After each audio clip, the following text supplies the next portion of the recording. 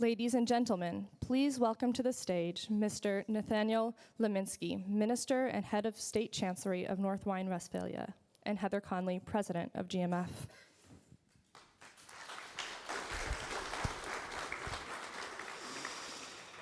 Dear Ms. Pritzker, dear Ms. Conley, distinguished members of government and parliament, your excellencies, ladies and gentlemen, it's my pleasure to welcome you here in our representation of the state of North Rhine-Westphalia to the federal government here in Berlin.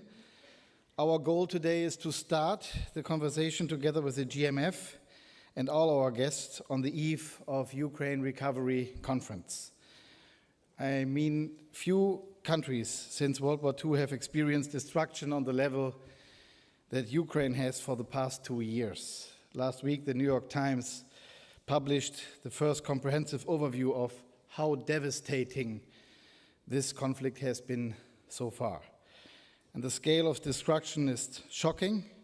The Times estimates that more buildings have been destroyed in Ukraine than if all of Manhattan was destroyed 4 times.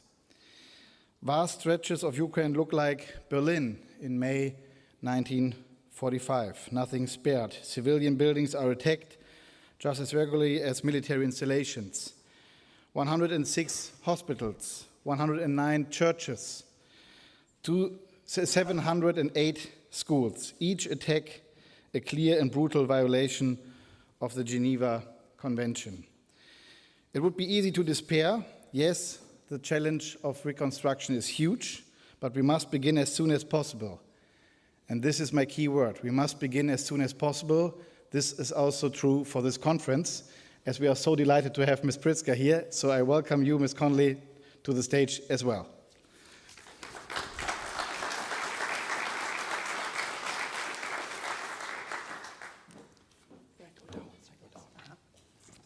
Minister Leminski, thank you so much. Really, this has been an extraordinary partnership with the state representation. I know it's a busy time. The Bundesrat is meeting, and we're all analyzing what happened yesterday in the election, but it's always good to be here in the Embassy of the West. I so firmly believe that the German Marshall Fund was built for this moment. As a living memorial to the Marshall Plan, it's important for us to put all of those values, those lessons, those learnings into practice. But we know building is not easy work. You've got to put your hard hat on. You need your hammer. You're going to put some sweat equity into that building. You need a blueprint for that building. It has to have interesting architectural design, energy efficiency, a modern building materials. We need to reimagine what was and reimagine what will be. And we hope GMF's research has helped shape and influence that future blueprint for a modern Marshall Plan for Ukraine. But you can't build without partners. And so we are so grateful that we have incredible partners that helped bring us to this moment today. The Danish government, EY, Open Society Foundation, and the Zeit Stiftung have all been essential partners to get us to today. But we need every partner in this room.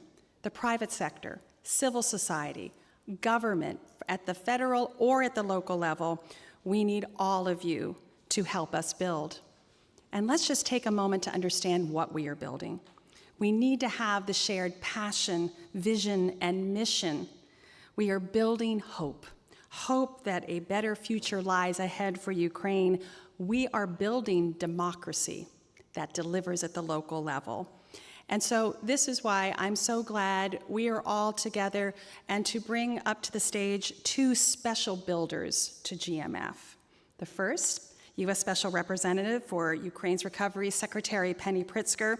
The very concept of a special representative was something that GMF felt very strongly we needed as an essential building block for this work.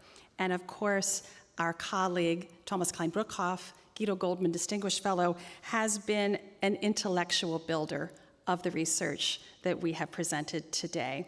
So with that, thank you for joining us. We're delighted you are here, and please join me in welcoming to the stage Secretary Penny Pritzker and Thomas Klein-Bruckhoff.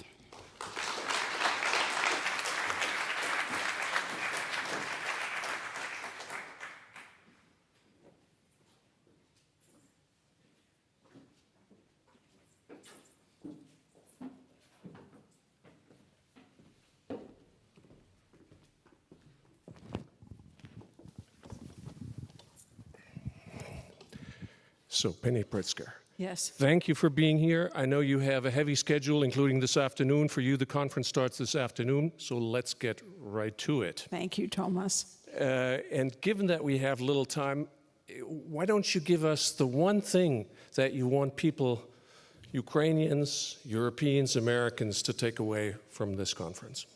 Well, thank you, Thomas. And let me first start by saying, Heather, yes, it was your German Marshall Fund piece that probably got me this job.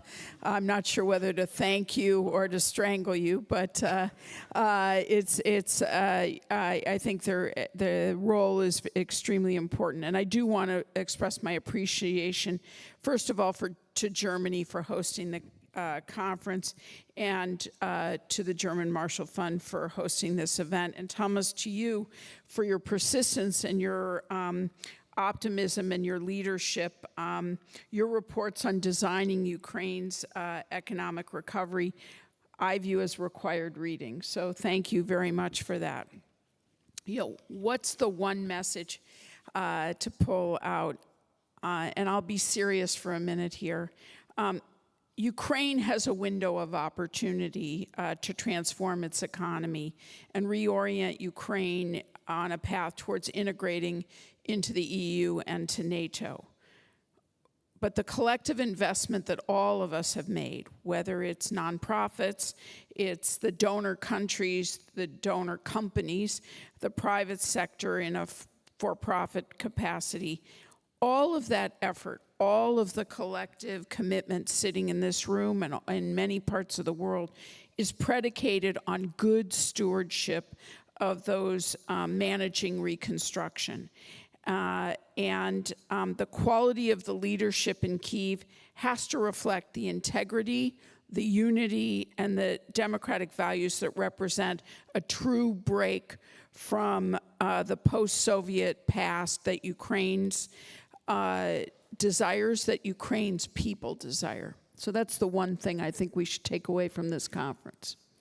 Now, you've been a very strong proponent for local reconstruction. We've titled this, All Reconstruction is Local. Can you talk about the relevance of the local piece of it and how the U.S. government supports and continues and intends to support the local dimension of reconstruction? Well, Thomas, my background is I started my career as a real estate developer, so don't hold that against me. But, if you're going to build something, whether it's infrastructure, and Ukraine desperately needs all kinds of infrastructure investment, as well as, all kinds of other types of investment, it starts in a place. And places have governance, and they need to have capacity. And one of the challenges that we see is that the capacity to actually take concepts and ideas, I want my city or I want my region to be able to be strong in agriculture, steel, or technology, or metals, minerals, steel, or in defense production, requires an infrastructure investment. It requires a vision of how the pieces are going to fit together, and that requires local leadership. And one of the big things that I'm trying to help and our team is trying to help and the United States government is trying to help the Ukrainian government with is, how do you actually create a framework for prioritization, for resource allocation, for determining how the pieces fit together, so that if I show up and I want to invest in solar technology and capacity, I'm going to fit into a grid. I can create my project and it's actually going to work, if you will. And that's why local leadership is so essential. It also distributes power, honestly, and I don't mean electrical power, I mean just power in general, and that's important too in a democratic country, is to make sure that there's a balance between central and local governments and central and local power. Talking about power, is power the priority now? Is power what? Is power, like electrical power, the priority now? Well, it's for sure the emergency need, right? Ukraine has lost over 9 gigawatts of their power capacity has been damaged. And so the ability to make that up, repair that, build new, et cetera, is now become a Western priority. And I would say it's all hands on deck to try and see what can get accomplished in the next 5 months before winter comes. And frankly, the Russians have been very strategic in that they are really, I think that they're, since March 22nd, they have very much targeted power generation. And that has 2 or 3 implications. First of all, it makes life miserable when you don't have power. It's very much more uncomfortable. Second, it could be life-threatening in the middle of winter. And then it affects your economic capacity. So, and third, it just fundamentally terrorizes the people, these attacks that have been going on. And so it's absolutely the highest priority at this moment. But it doesn't mean we should just focus there. We've got to be able, as a global community focused on supporting Ukraine, we've got to be able to do more than one thing at the same time. But how does all of that affect the investment climate? What are the factors, in your view, that hamper or slow or can help to move forward on investments in Ukraine? Well, let me start with where I think some of the areas that we have a focus for this conference. First is air defense. You can't have economic prosperity without security, and security helps to catapult economic investment. And so air defense is absolutely essential, and that's been an area where, frankly, Germany has been an extraordinary partner, as have other countries around the world, but we need more air defense, and Ukraine is going to need more air defense for the foreseeable future. We talked about power and energy and how essential that is. And that's one of the reasons why I've announced here at the conference that the United States government is focusing $824 million, $500 million of which is new dollars, $324 million are repurposed dollars, towards addressing the energy situation that we're facing, or that Ukraine is facing.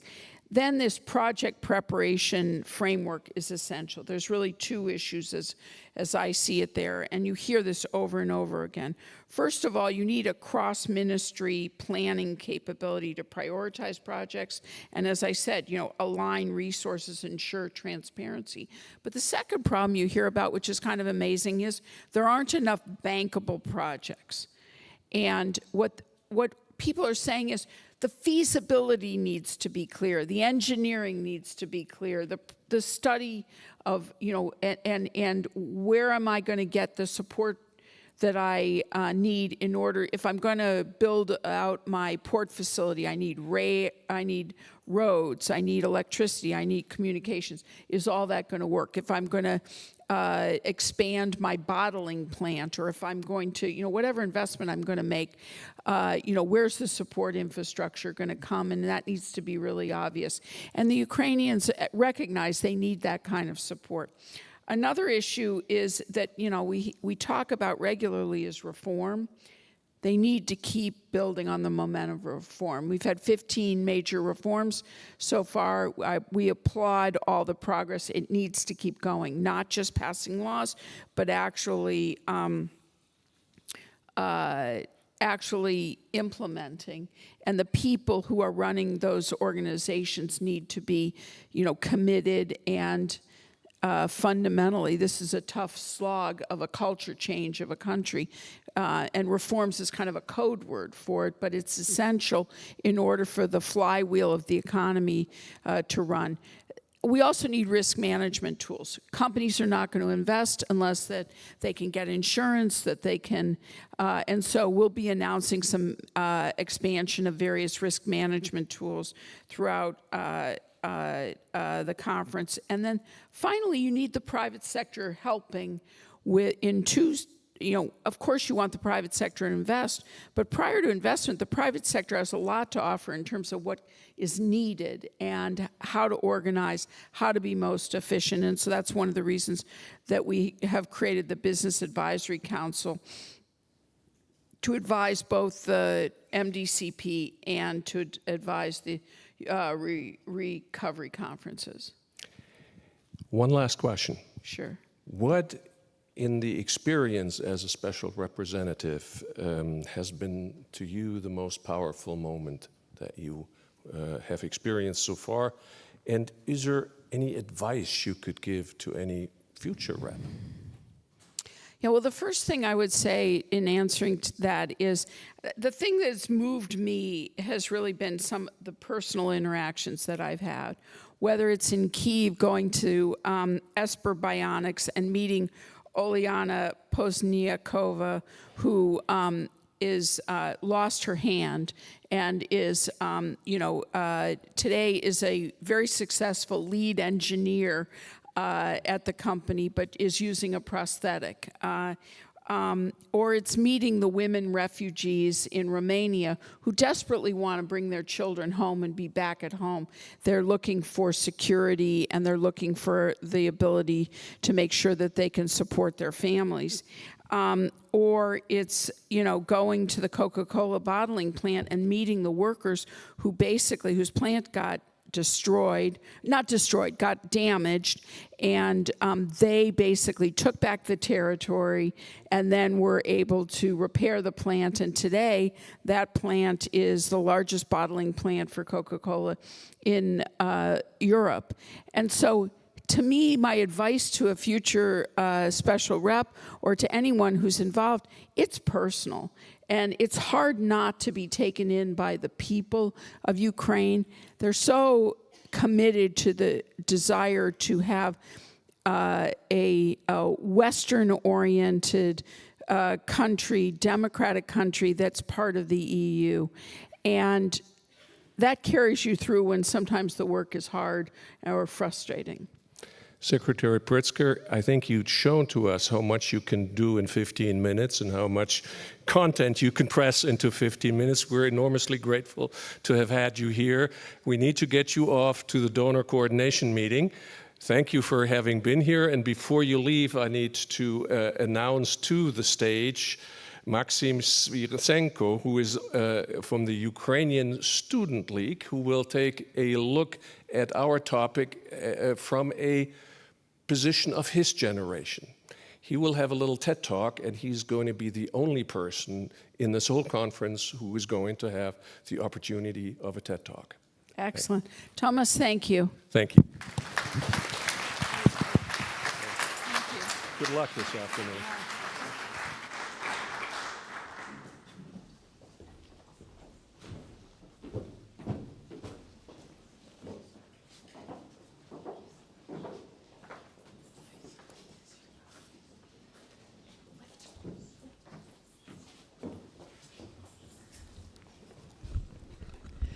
Good afternoon, distinguished audience.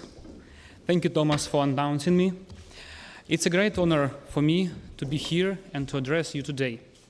First of all, I would like to thank the people and the government of Germany, the countries of the European Union, the United States of America and allies for consistent support of Ukraine in fighting the aggressor and on our way to post-war reconstruction and internal reformation. Thank you so much. Tomorrow, at the Ukraine Recovery Conference, for the first time, representatives of the Ukrainian youth will take part in the event of this level and raise the issue of youth involvement in reconstruction. I'm grateful to the John Marshall Fund of the United States for raising this issue at the official pre-event today. According to the UNICEF survey, Learning for Careers in 2023, 65.7% of young respondents expressed interest in gaining skills or obtaining a profession that would contribute to the recovery of Ukraine. I'm 23 years old, and 10 of those years I live in a country that is at a war of aggression. During my speech, I would like to address the role of young people in rebuilding Ukraine, both hard and soft. It's obvious that reconstruction is possible only if the security level is maintained. Just imagine, 1/3 of the total number of Ukrainian troops are young people. I have the opportunity to be here and to talk about the rebuilding of the state only because they are defending it from the aggressor and giving up the most valuable things: health and lives, every day. I ask all of you to remember their heroic deeds in the name of the global security and the establishment of the democratic values in Europe and in the world. At the same time, since the beginning of Russia's full-scale invasion, more than 2 million young people have been forced to leave the territory of Ukraine. Another 2 million young people have become internally displaced. This is 40% of the total number of Ukrainian youth. The exact number of the young people abducted by Russia is unknown. All of them need protection and support, and we are grateful that your countries are providing them with this. Currently, young people in Ukraine face numerous challenges in the areas of education, employment, healthcare, which poses a challenge to the development of their future opportunities. Because millions of Ukrainians need psychological support. First of all, it applies to the internally displaced persons. Secondly, after the war, a number of young Ukrainian veterans may reach hundreds of thousands. And the last but not the least, Ukraine is currently facing high level of unemployment and the loss of a large number of skilled workers. We have an extreme lack of human resources in all the areas.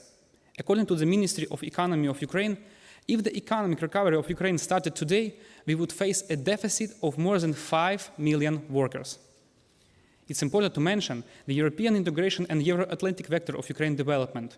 Considering the chosen integration track, there is a need to develop optimal ways for Ukraine to exist in the context of global political, economic, legal, and social processes. Obviously, the role of young people, both as representatives of the civil society and public servants, is extremely important.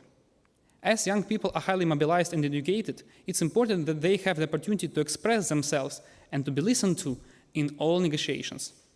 To create the necessary conditions for young people's self-realization, the European Union Youth Guarantee Initiative is being implemented in Ukraine. Among other problems caused by war in the destruction of youth infrastructure. As of April 2024, 23 youth centers were completely destroyed, 19 youth centers were damaged, and 64 were occupied by Russia. It's clear that young people are today's driving force of society. This raises a vital question. How can we make sure that young people understand and feel their role in the processes that are taking place today? Ukraine is already implementing a large number of reforms and innovations to engage young people in developing the country. For example, youth councils are being established and many government agencies as advisory bodies. Such councils have been created at the President of Ukraine, Ministry of Economy of Ukraine, Dnipropetrovsk Regional State Administration, and other institutions. In this way, young people are now in the focus of attention of the state institutions.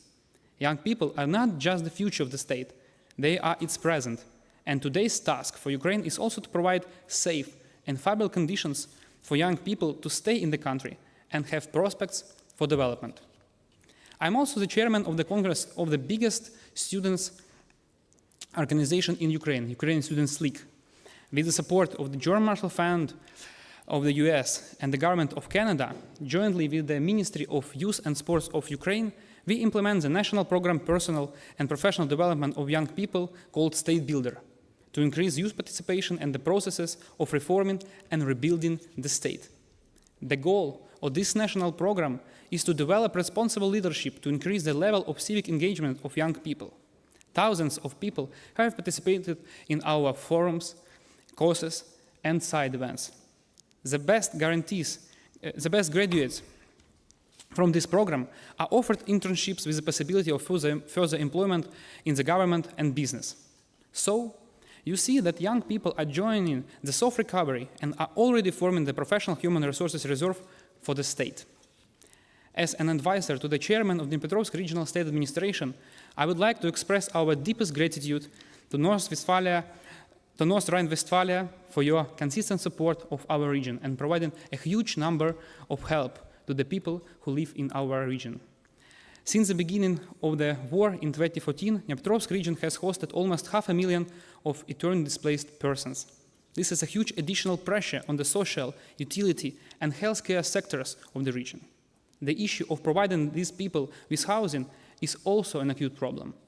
And here we can talk about the involvement of Ukrainian youth in the hard reconstruction. So, upon the initiative of young people and with the support of regional authorities, international donor organizations, and of course, with the financial support of the government of Canada and the German Marshall Fund of the US, a project for creating housing for internally displaced persons have been launched. Today, the buildings of former students' dormitories are being actively renovated into smart apartments for internally displaced persons.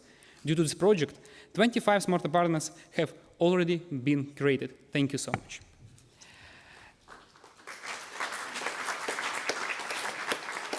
Thank you.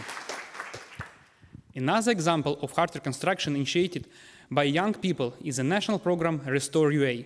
This is a program of rebuilding youth centers by the efforts of young people. The program has elements of Ukrainian national identity, and this is what we expect from the Skills Alliance and the Ukrainian Recovery Conference. There is a request from young Ukrainians to get reconstruction skills in the European Union, but the Ukrainian national element, to keep them connected to Ukraine. So, to sum everything up, I would like to say that young people are agents of change. Educated Ukrainian youth are ready to build the state and influence the global agenda. We just have to give them the opportunity, because they already have the desire and responsibility. Thank you for your attention and support. And now I hand the floor back to the GMF President, Heather Conley.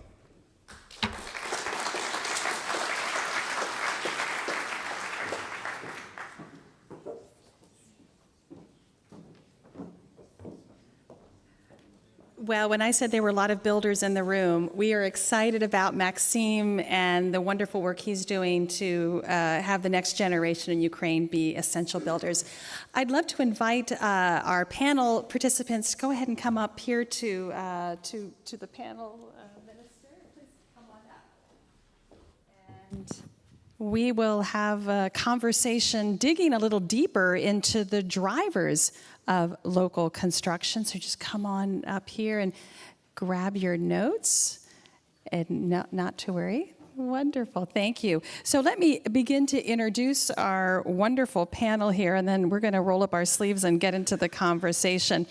I was joking with the minister, we'll have a chance to talk a little more now in this panel, but let me reintroduce Minister Liminski, Minister and Head of the State Chancellery of North Rhine-Westphalia. Thank you so much for being here. We also have Henrik Winter, who is the Director of EU Neighborhood Policy Department at the Ministry of Foreign Affairs in Denmark. Andrei Moskalenko, First Deputy Mayor for Economic Development at the city of Lviv.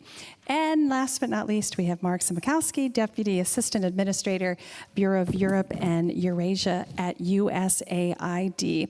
I'm going to start with you, Heinrich, if I may, because one of the regional partnerships we hear the most about is the Danish government's partnership with the Mykolaiv region.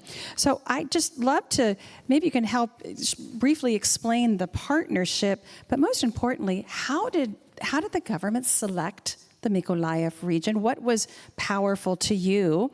And what has been for you the most, the lessons learned from that experience? Sure. In terms of selection Mykolaiv, we didn't select Mykolaiv. It was an offer presented by President Zelensky. We had good cooperation with Mykolaiv in the past. We had shipbuilders that had cooperation with companies there. But we have that kind of cooperation with many other regions in Mykolaiv, or in Ukraine as such. There are many other areas where we were also present. But I think what is so interesting about this is not what we had before we took on this partnership. It is what we built since then. It's the commitment on both sides. We came in there with a strong political commitment to actually take on this partnership and deliver on it. President Zelensky has asked us to do this task, and we wanted to deliver on it. And likewise, we felt that the authorities in Mykolaiv, both regional and local authorities, were committed to actually build a partnership that works, that committed to have the institutions that ensured that we had something that could deliver, that we had institutions that ensured implementation, but also institutions that fought corruption. If there was a chance there would be corruption, they were committed to fight this. Absolutely. So President Zelensky was the one that recommended the region, but the partnership was there in order to do it. Thank you so much. Well, I'd love to turn to you, Minister Liminski, because North Rhine-Westphalia has a partnership with the Dnipropetrovsk Oblast, and that just was cemented, and Maxime just mentioned how powerful it was. How did you come about that partnership, and what are some of the key lessons that you found was particularly important as this partnership evolved? Well, first of all, let me thank Maxime again for his impressive testimonial. I'm very proud to have that in our representation here. And I'm glad that we have you here together with your colleagues from Dnipropetrovsk, whom I work and we work with very trustfully. In North Rhine-Westphalia, right from the beginning of this conflict, we were very determined to show that we are at the side of Ukraine, and for us it was important not just to say words like this, but also to actually act like this as well. This is, and we did this in different fields. First of all, of course, by taking care of refugees from Ukraine. We have nearly 250,000 refugees from Ukraine just in North Rhine-Westphalia, just in our state. And so we try to provide with everything which is needed to give them a secure home for the time being. But second, we also wanted to help on the ground in Ukraine. And as in many states in Germany, there were many civilian activities, but also run by the state. And we decided to focus on one region in order to keep it running also for a longer time. Because we all know that in the beginning, there was a huge wave of solidarity, but there was this fear among the Ukrainians how long this would last, how long this would be possible to take it up to this solidarity. This is why we decided to focus on Dnipropetrovsk, which is a region, an oblast very much affected by the war. It's not right at the front, but pretty close. And the structure is similar to North Rhine-Westphalia. It's the industrial heart of Ukraine, Dnipropetrovsk. And so we saw there is a potential for a partnership even longer lasting than just the war. So this was one purpose right from the beginning on, to show that this is supposed to be a partnership not just for the immediate aid concerning the war, but also for a partnership in the future.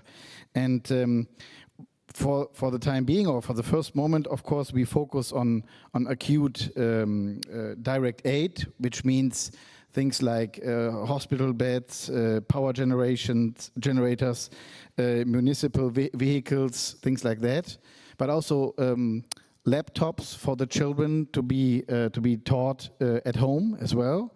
So things we have some kind of expertise as a state, as it is a state competence. This is for the time being. On the long run, we also want to work on future issues. And every time I talk to the governor from Dnipropetrovsk via video, I'm always impressed how detailed he can explain to me what is done with the help from North Rhine-Westphalia. And he also always emphasizes the point that it's not the actual aid itself, but also the message we send with this, because he says, it really encourages the women and the men at the front fighting to know that they have friends like this in Germany. And when you last point, when you ask about what is the advantage of a partnership like this, well, I think we give a framework for other for other entities to also become active in the help. For example, cities. At the beginning of the war, we had 6 local partnerships between Ukraine and North Rhine-Westphalia. By now, it's 39. And I tell that because it's not self-evident to create a local partnership into a war region. So I really think it's a sign that our local communities really want to become engaged in that as well. But also businesses, but also other institutions, social institutions who create or which create such partnerships under the framework of our regional partnership. And besides this, we can invest or bring in the expertise we have as a state concerning administration, concerning things which are done in Germany on the local level as well. So we always have to take care to bring in the genuine part we can bring in as a state. There are other things which have to be done by the federal level, but there are things which can be done better by the local and the regional level. Well, Minister, I love the idea of, first, of just the focus of we can concentrate on here, there's similarities, and look at all the connections that we can build, private sector connections, community connections, humanitarian aid connections, and knowing that you can connect with the governor and he can provide that transparent, accountable detail of how that donation went, also continues to build trust in that relationship. Deputy Mayor, I want to turn to you. So we've just heard from the donor community how they perceive the partnerships. So from the city of Lviv, how do you view these local partnerships? What has, in your mind, worked successfully? What perhaps has not been successful in your view? So, dear honor colleagues, at the beginning I want to thank that today you focused on this panel, this meeting on a local level. So it's really that what's necessary right now, and that what is additional engines for our country, which is in the battle. I very good remember that like that few first days after full-scale invasion, when one of the first mayors who from our sister cities who visited our city was Martin Horn. He's mayor of sister city Freiburg. And so from that days, so we started to develop and refocused our collaboration. And so right now we develop this. We start new collaboration with Frankfurt, with Würzburg. So we are focused on different cities all over the world. What is the best? What's needed right now for our city, for the mission of our city? You know that today it's awful to say, but today we talk that Lviv, it's more safety city than Kharkiv. So it's awful to say that cities can be more safety, less safety in the center of the Europe. But anyway, so it's a reality. And so we should take to that situation our mission. And so the mission of our city right now to help our wounded. And so, in our city was established initiative by the big team together with ministers, together with help of, especially I want to again mention about our city Freiburg, this initiative Unbroken. And so today we develop this more than like a help for wounded. So it's like a socialization, it's adaptation, it's to provide the job. And so we try to work with each city on particular some concrete issue. With Freiburg, so we developed a big rehabilitation center. So we, together with just opened 1 month ago, together with the help of German government, it's like a mini factory. It's a prosthesis workshop and like a center for prosthesis and orthopedics. We right now working with EU on special social campusing for our wounded. So we are looking, for example, in our sister city in France, in Cannes, about a center for senior people who lost their homes and who will stay in our city. Right now we have in Lviv approximately 150,000 our IDPs. During first 3 months, according to big data, it was more than 5 million people who was in the city. And so right now, our mission, our duty to provide help for that who come into our city, maybe for the first time, but they come in by medical vocational trains. But I want to also to build bridge with Denmark. So we, for example, also focused on critical infrastructure. And so we work very close with Aarhus. And so, for example, one of ideas in order to build these sustainable bridges, we launch, it's very, very important, but it's like inside reform, inside the city. We provided advisory board for our Lviv water supply company, the biggest one. It's like a municipal company. And so like in this advisory board, so we have chief of Orhus water supply. And so it's like that collaboration, which is works on knowledges and like some additional, you know, that we have to sit in common and to think and to build something together. And so in this issue, so we can move in faster. And so one of, and finally, not one, it's like two important things which right now have already are, and so we have to focus them. First, so it's time, we don't have a time. So we have to do everything in 3, 4, 5 times faster. So we have to find solutions. Anyway, we should have a risk, but so we don't have another time to do something. It was very interesting when Penny Pritzker just mentioned about Esper Bionics. So we take this startup in 2022, which was the best startup according to time in our hospital. And so we bought few of them and we tested. But we grow in this to first prosthesis manufacturer, to manufacturer. We have to provide all processes sustainable.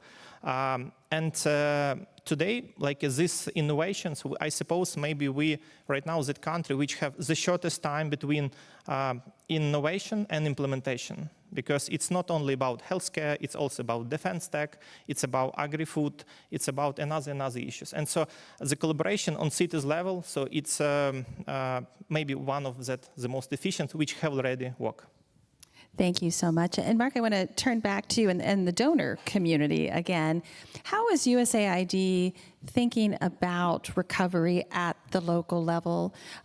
We've certainly heard Secretary Pritzker talking about the importance of decentralization to reform, to transparency. Help us understand how USAID is thinking about the local level in Reconstruction. Yeah, Heather, thanks so much, and thanks to GMF for hosting this really important event.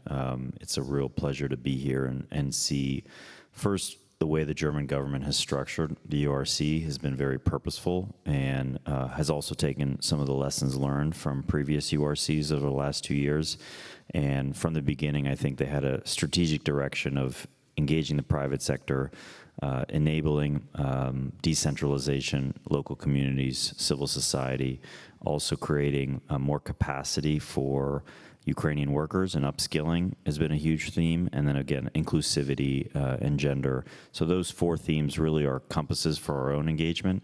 For us at USAID, you know, we're building on 30 years of investment in Ukraine's decentralization efforts. It's something that we saw as a huge success, a success that we think catalyzed Ukraine's resiliency in the first few weeks and months after the war, and something that we have been very purposeful in building on as a part of our resiliency. We had programs in decentralization that have been built and reinvested with 4 national security supplementals.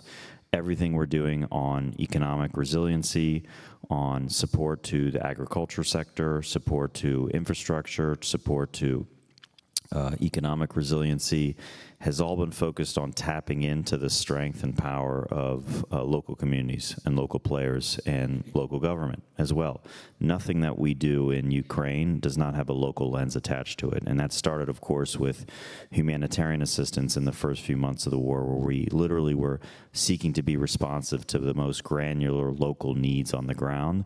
And I think that's been built over 2.5 years as a result. We're really proud at this conference, of course, to sign up for a joint coalition for sustainable municipalities as one of the deliverables. That coalition is going to seek to mobilize private sector support for local needs. It's going to work on figuring out ways to upskill workers. You know, Ukraine needs about 4.5 million skilled workers over the next 10 years. It's something that we're focusing a lot of our technical assistance and investment, particularly in financing for new opportunities for workers. It's something that we want to work with the private sector on. We just established a partnership with Bank of America to provide more capacity for the central government of Ukraine. I think that there's more opportunities to partner with the private sector on building up capacity at a local level. The other is, again, in everything that we do, we have to be responsive to local needs. So the energy sector is just being battered in Ukraine. So we're working with local communities and municipalities to provide piping, to provide auto transformers. We're essentially establishing over 40 cogeneration plants at a local level that's really directly responsive to local needs to create some generation and power capacity. For Lviv in particular, I want to flag 4 examples of the way in which USAID is partnering with that community based on their needs. One, we equipped a cafeteria over the last few months with equipment that essentially was able to feed over 1,000 children. It was something that we saw as an example of a local community's needs and something that could be impactful. We developed an analytic portfolio, which was a portal essentially for the Lviv local government that essentially data from that portal allowed the Ukrainian government to impact about 10,000 people with their housing needs as a result of some of the challenges in the war. We're also doing technical assistance for about 10 local communities in and around Ukraine, so they can develop their own strategies for development. Again, USAID oftentimes tries to take key examples that could catalyze further strength around local communities, and Lviv has just been essentially an engine of taking local examples, both because of the environment, but also because of the ingenuity of the local community. And the last is for textile workers. We launched a textile practice center, which essentially is giving textile workers in Lviv a 4-week certification course that can actually rapidly accelerate their ability not only to be trained, but also to be accessible to exporters in Ukraine. We think that partnership is going to essentially create hundreds of jobs in and around Lviv. So just 4 examples of areas where we're taking a local community's needs, working with the local government. And honestly, I think this has been one of the vulnerabilities, is during martial law, during war, the centrifugal force is to centralize. And again, that's an unfortunate natural consequence of a war environment. What I think donors have to continue to do is to not only press, but engage local communities and engage the central government that, essentially taking the views of local communities, empowering local communities, and then allowing funding to go to local communities so they have sovereignty over decision-making will be seen as a strength and will be seen as a way to facilitate more private sector and government engagement. And again, I'm really happy to see local communities represented at this conference. It's not something that has been, I think, a constant at previous recovery conferences. And I thank GMF for hosting an event that is really focused on the strength of local communities in reconstruction. Mark, thank you so much. And where you ended is exactly where I want to go, because I want to pull on, Secretary Pritzker gave us a framework of some of the key elements that she saw. And one of them I think is particularly important for the local level is this project preparation framework. So you've all beautifully articulated where the partnerships are today and how powerful they are. I want to focus now on where they need to be. And it's exactly connecting the local with the national reconstruction and recovery plan, giving the cities and the municipalities what they need to go ahead and begin immediately the planning process, if not the beginning of the recovery process. That's complex. It is infrastructure. It's deciding in some cities where there has been so much destruction, what to rebuild and what not to rebuild, or where to rebuild, or what private sector. So you really need that cross ministry framework. So Henrik, let me start with you. Where are you taking the partnership with Mykolaiv, and how can we start getting real reconstruction engaged? And then we're gonna come back and let's talk about the political elephant in the room here, this growing tension between Kyiv and the municipal level, which we're seeing on display constantly. That's a roadblock, and I want to talk a little bit about that roadblock. So Heinrich, please. Sure. Just a few words on what we've done in terms of how we cooperate now, because it also gives an indication of how we can take this further. So we set up a steering committee where we have the local authorities, we have the regional authorities, and then we have the national authorities present at national authorities at the minister level before. Where we have them all in the room, where we have a steering committee where they all agree on what we commit to. So we had this horizontal prioritization of efforts, which, as you also indicated, the importance of empowering the local authorities, the regional authorities in this process, and having them all involved and having them all sign off to what we do. We are looking ahead towards reconstruction, but quite honestly, we're still at the early recovery. There's still very much immediate needs that we need to respond to. We have projects that have longer term perspective, but much of what we're doing is still focused on the very immediate recovery needs in terms of energy, in terms of providing shelter for people, in terms of providing water, sanitation, those kind of things.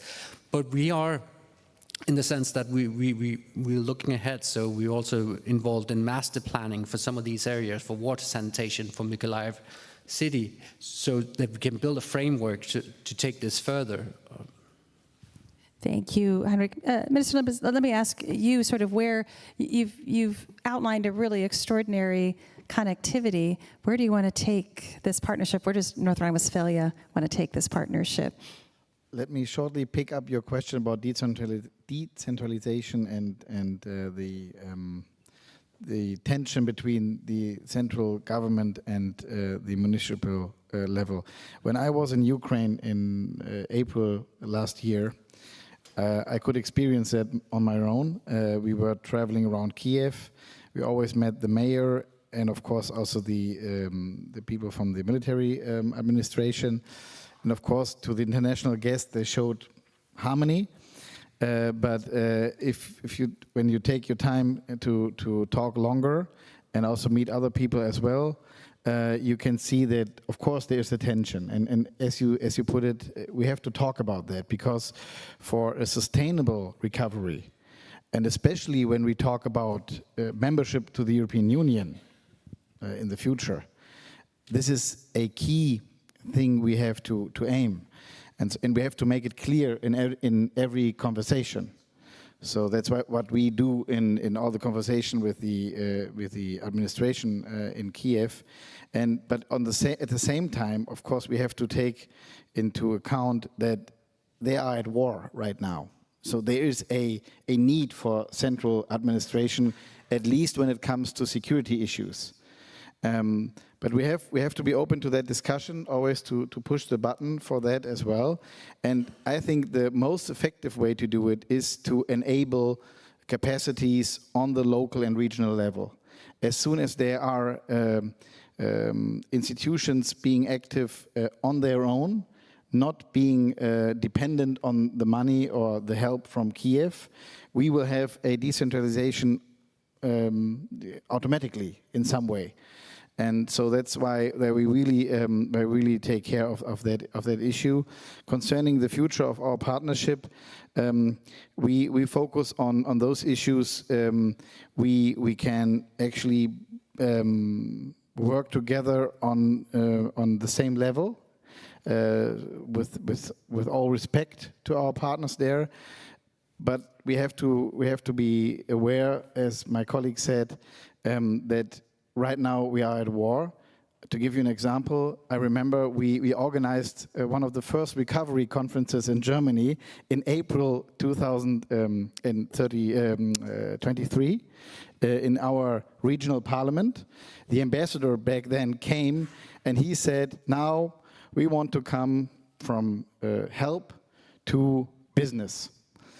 It was a little early to do so, but of course it's right to aim at that, but we have to acknowledge that right now it's still the immediate help which is needed. But at the same time we have to search for areas where we can actually work together in building up expertise. And there are some areas like that in research. There are areas concerning education. There are things concerning rehabilitation, which is needed in Ukraine. We have over 50,000 people in Ukraine having suffered an amputation. So there is a huge field of operation, unfortunately, where we can first help, but second build up an expertise. And I really admire the attitude of many Ukrainians I work with, that they always see that point. They always see the point, where can we build up something on our own for the future? And I really admire that, because in circumstances like that, it's not the thing every German would do in war times. Mr. Deputy Mayor, I don't want to put you on the spot, but it would be helpful, I think, for us to understand the tensions as they play out between the national government in Kyiv to Lviv. Your plan has to fit into a national plan, but there has to be local buy-in and engagement with civil society, with local leaders. What is the environment now, and how do you navigate it successfully? So mostly it's a question about approaches. And so we have to think in common about, on local level, on national level, about not only solving the problem, but doing that what make us together stronger than we today or yesterday. I'll give you like 2 examples. So on June 2022, we make decision to become climate neutral city till 2050, and it was maybe like something abnormal, but what it means in very practical issues. So it means that we will use less buses, but we'll use more trams. So today we have like a good collaboration with Berlin, so we'll have few more trams from Berlin, from Switzerland, so we focus this. So we also, I mentioned a few weeks ago, finished like a prestige manufacturing. So we used like innovation technology with cross-laminated timbers. It's not so popular right now in Ukraine, but it should be, because it's very efficient, and so it's very fast, and so it's according to ecology. We right now building 2 new floors for unbroken center, because we have to provide the spaces for wounded, and so we also use this with new technology. Does this really easy, and so does this like all expertise, everything move fast? No, so it's take time. So we like moving forward. So we try to be one of that first, and so it's like as a way in order to, for example, tomorrow we'll present together with a Japanese architect project of new surgery block together with Shigeru Ban for Lviv. For it's 25,000 square meters. So it will be like a project which today needed like a special standards in Ukraine. But so we are ready to work, and so we have already worked with the national government in order to have these pilot standards, in order to improve this, in order to develop this.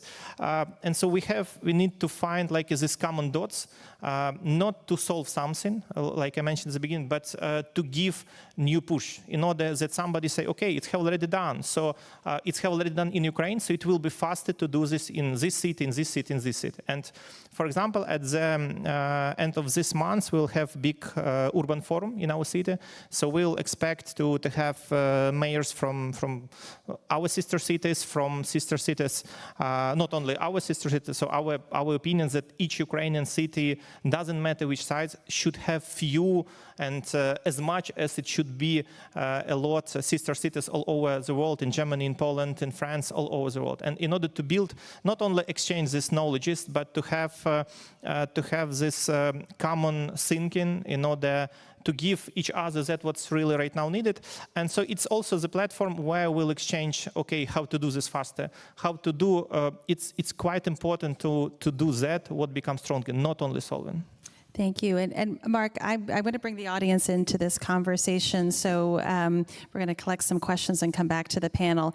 But I'd like to draw you out a little bit. If I don't want to steal any announcement thunder for tomorrow, but if you could give us a sneak peek. The sustainable municipalities, because GMF is embarking on Ukraine Cities Partnership for Sustainable Recovery. So we are rocking and rolling in the same direction that you are. How do we uplift cities and help them with this, preparation framework and getting that design going? Could you share a little bit more about that? And then maybe the Bank of America, how they are, because financing is a key. We've all named the key issues: upskilling, education, getting people the skills they need to be part of reconstruction. There's finance, there's literal infrastructure and construction, and making sure that there is a regional plan that is in keeping with the national recovery plan. So could you give us a little bit more details, and then we'll go out to the audience? I'm happy to. So, as part of this conference, USAID is going to be joining actually 4 alliances with the German government. One is on small and medium enterprise support. A second is on upskilling. A third is, of course, on municipalities, as I mentioned, and supporting local development.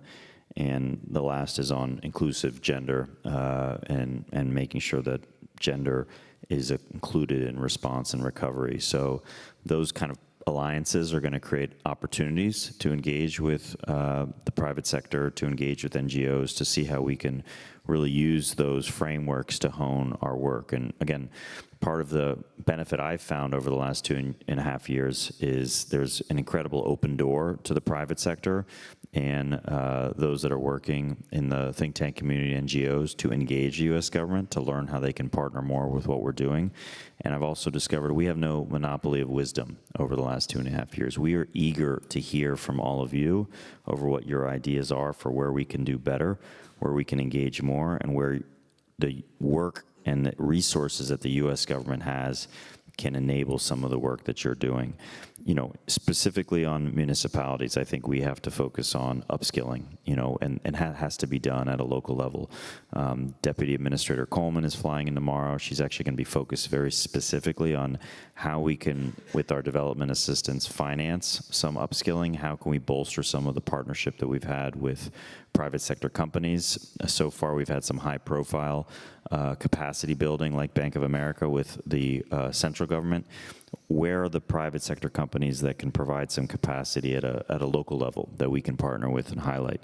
The other, of course, is how do we utilize and strengthen the work that USAID has done on technology. In particular, we supported the creation of the DIA platform, essentially government in box, which really empowers people at a local level to access the government in unprecedented ways, in ways that we don't even have in the United States. So we're looking to expand that work. As part of the next supplemental, we're going to have a focus on technology as well.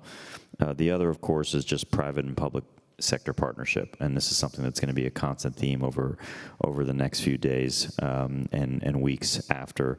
The other piece I think is really critical is our supplemental assistance is going to be focused on really key areas that are going to drive economic growth, and all of those investments are not going to be driven simply by the central government. We worked with central government on prioritization for infrastructure, and that resulted also in engagement with the Lviv local government. So we're working with the local government on a rail line, essentially, that's going to run from Lviv to Poland to upgrade to European gauge. There are going to be a set of component projects as a part of that the local community is going to need to benefit from and provide input to make that rail project successful. We're working on almost a dozen border checkpoints in Ukraine. And again, we're working with local communities to understand how those border checkpoints will not only create more flow, but create economic centers of excellence all across Ukraine. On agriculture, for example, everything we do is mostly focused on small and medium-sized farmers, not large farmers. Again, a reflection of the need for local community development as a result. So I just think that some of the vulnerabilities that we have in government is we don't communicate well on what we're doing. We don't describe the scope of what our assistance is, and we don't communicate on how people can tap into that. So again, in an open door, I'm willing to provide and be that conduit for USAID, but please reach out and let us know where we can be more helpful in describing our strengths. Mark, I think there's a lot of people in this room who would like to walk through that open door and share some of their knowledge. Excellent. So yes, please, I'd love just to take 2 or 3 questions and then in our remaining time come back to the panel. So we're just going to have a microphone come up, and please introduce yourself and make that question crisp and sharp. We have a few more minutes, please. Thank you very much. My name is Lisa Jesko, a member of the Foreign Affairs Committee in Ukrainian Parliament. And I want actually to make a comment and to ask you to reflect on that. So I'm very grateful to all of you who are supporting investing in Ukraine without a fear. But I want to put your attention on something we've heard from the first speaker today, that air defense is crucial to anything regarding Ukrainian economy. And when we're talking about Ukrainian farmers or investing in any kind of new enterprise or old one, you have to understand, and I'm talking now to all the audience, that we are in a survival mode every day. And if we don't have the air defense, if Ukrainian farmer, for instance, doesn't have a demining tools, this all long-term is not going to be sustainable. And I know that in Germany, it's a big thing to talk about the weapon, but you have to understand that weapon is not about making a war, it's about defending and being able to make the economy. So I want to ask you to hear this. This is very important for us. And also to please build your capacities inside your organizations, inside your foundations that will understand this and they will support long term. Because I'm very grateful all the time when you appreciate how brave Ukrainian people are, but we don't want to be in a survival mode every day. We also want to have stability one day. We also want to have the human capital development plan long term. And let's be honest, there is a problem with that because all of us are very tired and we want to be sure that we have enough specialists for the future. So this is my comment, and I really hope that within your work that you are doing, you could reflect on that and make a reply to this. Thank you. Thank you so much. Those are absolutely powerful and important words. We have a question down here, please. Thank you. Thank you so much. My name is Andriy Chesnokov. I'm Deputy Minister for Youth and Sports of Ukraine. And just, coming back to intervention of Maxim, the young advisor of governor of Dnipropetrovsk Oblast, and you have also the young vice mayor here on the panel. In Ukraine, we have a very broad definition of youth. It's from 14 till 35. So when we are speaking about youth is a core of human capital, of course. And but I want to pose my question to the minister from the Northern Rhine-Westphalia. Now we are thinking about, like it was a question of a journalist to me, how can you keep a link of the young Ukrainians who got temporary protection here in Germany? They go into the German schools, they got education in German and so on and so forth, but this URC is a good momentum. For the first time, the youth became a part of the agenda of the Youth Recovery Conference, and we are very proud of it. Of course, and also for the support of the GMF, that we have a nice pre-event here on skills and on human capital. And my question to you, do you have a special program? Because education is a authority of the federal lands. So are there any special programs being launched to keep the identity of young Ukrainians? And we are very much interested in Germany because more than 1 million of Ukrainians got here temporary protection, and a couple of hundreds of thousands of them are the young people. And now, as our Ministry of Economy says, if recovery will start today, we have 5 million gap in human resources. So really, we want our people back. We have, again, for the first time, the issue of returnees is also on the agenda of the URC on human capital session. So I would really thank you for the answer to this question. Thank you. And I want to be able to come back to the panel, and the additional question I want to raise is, again, what Secretary Pritzker challenged all of us. And I know in subsequent panels we're going to talk about, does Ukraine have the leadership in place in this window of opportunity to make sure local governance is absolutely essential to the reconstruction project? So, Mark, I'm going to reverse engineer our order here. Start with you. If you'd like to any comment on air defense, the upskilling question, this education question, is so key. People are so key to building, as we talked about. Any reflection there, and then a reflection, if you will, on leadership and making sure leadership at all levels in Ukraine can do this enormous task.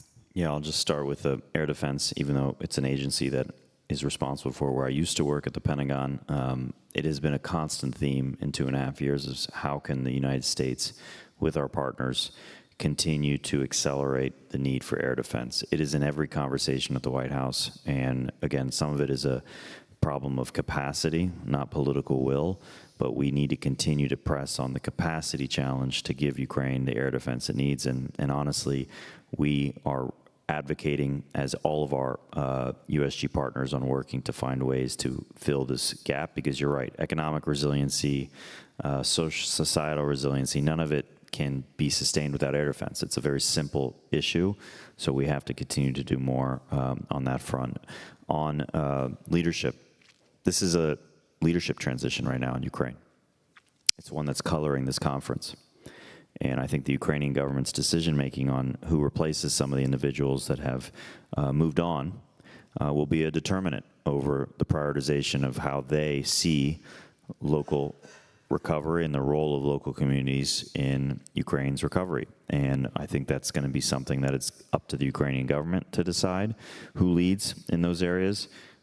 You know, we have had really strong partners in the Ukrainian government that are focused on the topic of this panel of supporting local reconstruction, local recovery, and we have some expectations that that partnership is going to continue. But again, it's up to the Ukrainian government to decide who's going to lead this effort. And again, after this conference, I think we'll have a better understanding of that trajectory. We are committed irrespective. We are not changing our approach. We will be focused on both channeling attention, programs, and resources at a local level to support Ukraine's economic resiliency and partnering with civil society, NGOs, and local leaders like the ones that we have on this podium on ensuring that they play a role in driving Ukraine's economic resiliency and recovery.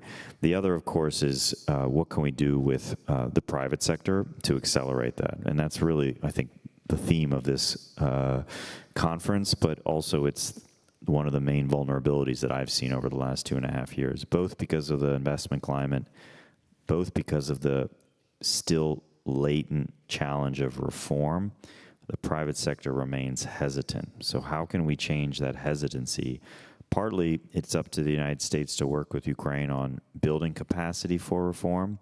Partly also, the United States is going to be conditioning significant amounts of assistance on reform, because we think it is so important, and we think the Ukrainian people demand it. We think this is a government that wants reform, but we're going to be increasingly utilizing the moment of the scale of assistance that we have to seek to catalyze that reform with Ukraine. Minister, I want you to be able to directly answer that, and then Andre and Henrik, we were going to bring you in the last 2 minutes, and I'm running out of time, so we'll be quick. Still, I want to say also concerning the air defense issue. As you know, we have in Germany, we have a political culture which is very cautious in using weapons anywhere in the world, which I think is reasonable. Still, if we take seriously the fundamental dimension of this conflict, which we all say in our speeches, that it's not just about Ukrainian sovereignty, it's not just about the territory of Ukraine, but it's about the justice and freedom and peace in Europe, then we cannot discuss this question always again and again with every weapon system which is considered to be needed in Ukraine. And it's not my personal opinion, but it's the opinion of our regional government. Unfortunately, we are not responsible for those questions, as it is the federal government, but I can tell you that it's at least the government of the largest state in Germany which says that, and I emphasize both parts, the Christian Democrats as well as the Greens, which is not self-evident, as you know. So we are very clear on that when it comes to the political discussion about things like that, because I can totally understand that this question is crucial. And I also can understand that after 2.5 years, the population is tired, of course. Concerning the question of Ukrainian culture. The ambassador, as well as the general counsel in our region, right from the beginning on, they told us, please, we are so thankful for all you do for the refugees, but please don't talk about integration. And I could understand, because of course it's your people, and of course there is the hope that many of them will reconvene or go back as soon as they can to rebuild the country.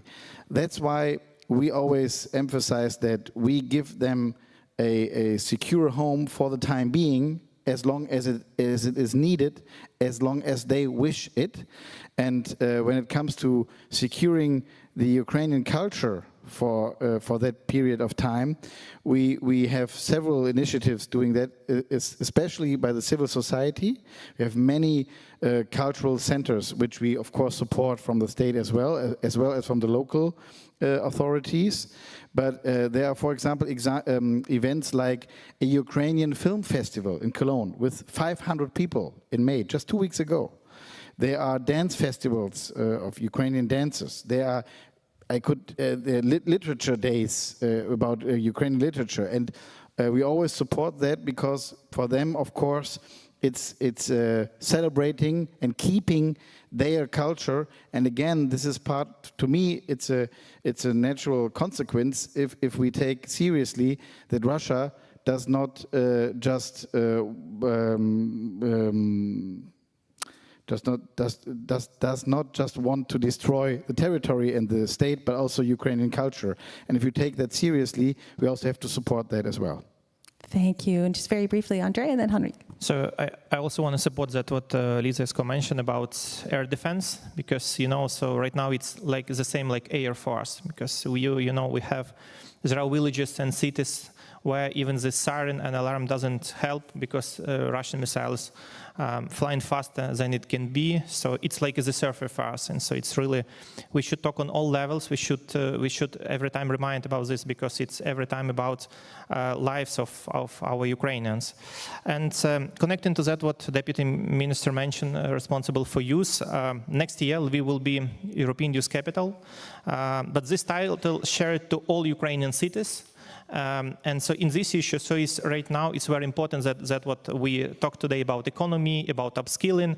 So we do believe, and so we suppose, and I personally believe that it will be next decade, it will be time of vocational schools, because that's what can help us to give very fast that skills which is needed. So I really want to apply to everybody, to colleagues, to funds who work with vocational schools, with education. You should support this, because that formula which can work combining like a city, like a government, like a business, and the main what is responsible, so it's people.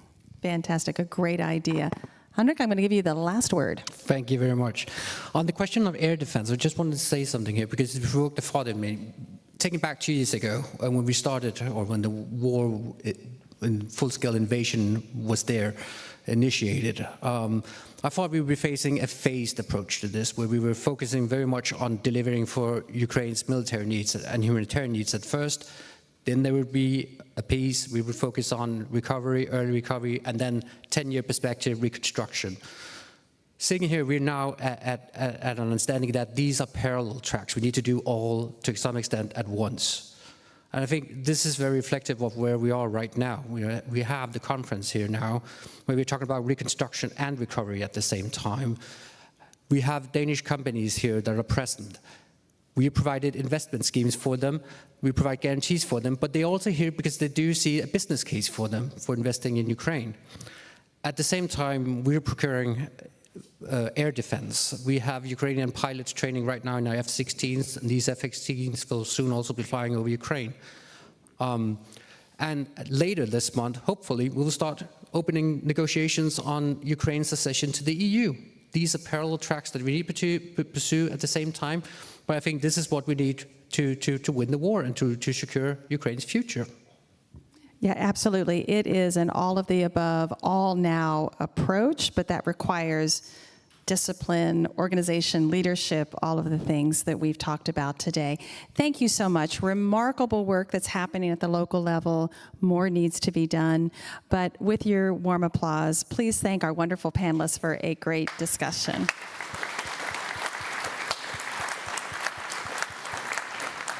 So I am going to excuse our panelists. I'm going to stay up here, and I'm going to invite Halina Yanchenko, member of the Ukrainian parliament, who is with us.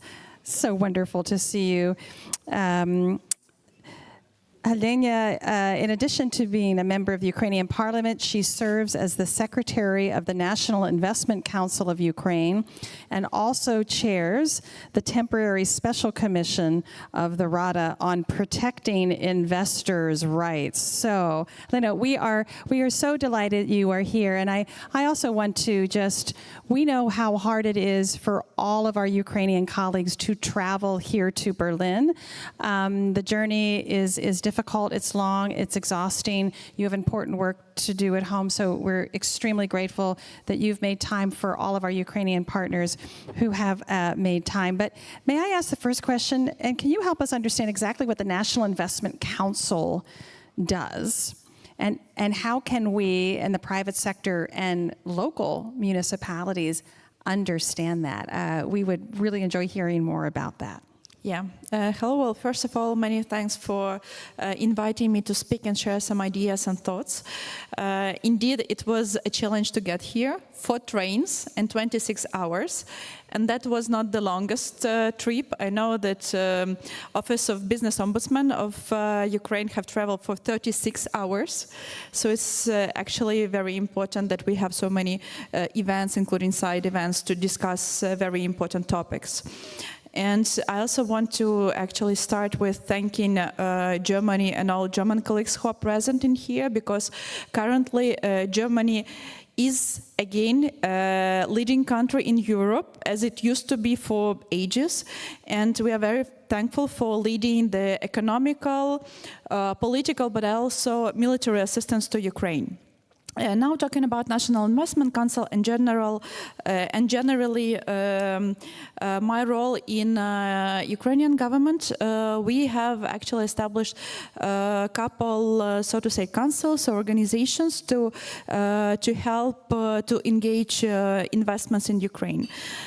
For many years, Ukraine was potentially interesting location for investments, but not that many investment-related activities were happening. So President Zelensky, with the appointed cabinet of ministers, have started a number of various reforms, including, for example, reform of digitalization, in order to make it easier for business to actually do business, to make government more flexible and quicker, both for business and for the basically for our population. And of course, it's also important to understand what business wants. And that's why we have this National Investment Council, as well as some other grounds for the dialogue between the government and business. Moreover, I should tell you that actually after the full-scale invasion, this dialogue, especially with companies who are present in Ukraine, is even more active, because the full-scale invasion brought many challenges that were never that we could never foreseen, and it's very important to actually have this feedback from business to understand what kind of challenges they face, what kind of help they need, and these challenges are different from regions to regions. After the full-scale invasion, we have organized 10 round tables in 10 various regions, and I should tell you it's very different. Like Kharkiv has, business in Kharkiv has their obvious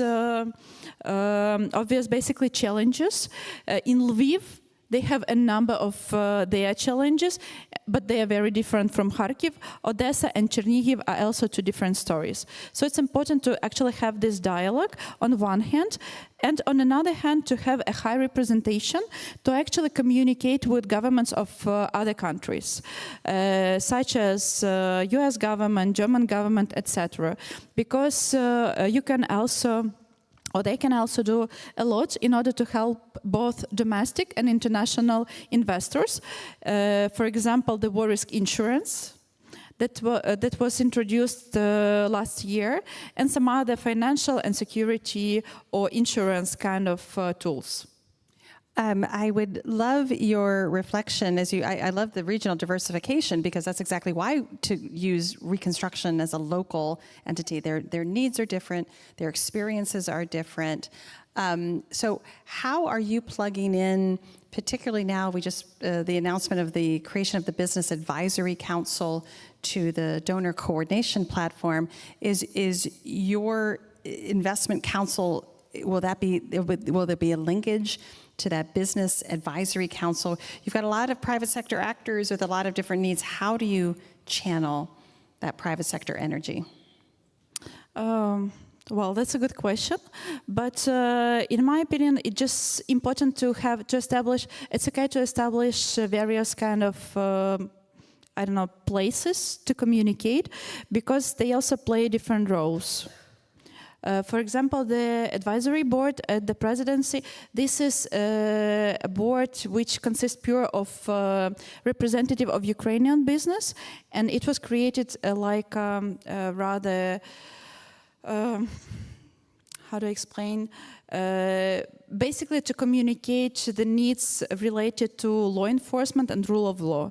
But there is also an important role to actually come up with strategic issues, and once again to coordinate with the foreign governors and to bring financial tools which are important for foreign and Ukrainian domestic investors. Does the Investment Council have a priority list of focus of what you're trying to bring greater energy from foreign private sector engagement into the Ukrainian business community? Yes, and I should also say that these priorities have changed after the full-scale invasion. The interesting fact is that I was appointed for National Investment Council a month before full-scale invasion, with the obviously quite various priorities and the list of reforms to be taken. So we used to see at the so-called traditional Ukrainian sectors, such as agro, but processing, such as IT, and etc., etc. Currently, given the full-scale invasion, we understand that many investors, including basically so-called conservative investors, are not ready to invest in Ukraine. But when we are talking about so-called traditional Ukrainian sectors where Ukraine is interesting, but there are at least 3 sectors which are very interesting to be considered as an investment right now, and we are talking about defense, energy, and construction. So if you are an investor in that kind of basically sector, there is no time to consider or to think about investment after the war or after the peace or whatever is the formulation, but time is already now. And once again, there are a lot of foreign companies. I'm talking about American and German companies, because with my other roles, I coordinate a lot with private sector of US and Germany. So for example, for private sector in US and Germany, it's very interesting to invest and to do something related to defense industry in Ukraine nowadays. But in the same time, they are talking about the need to have war risk insurance. And currently we are working and communicating with DFC, as well as DoD, White House, and etc., to actually extend the war risk insurance for defense sector, which is mission impossible.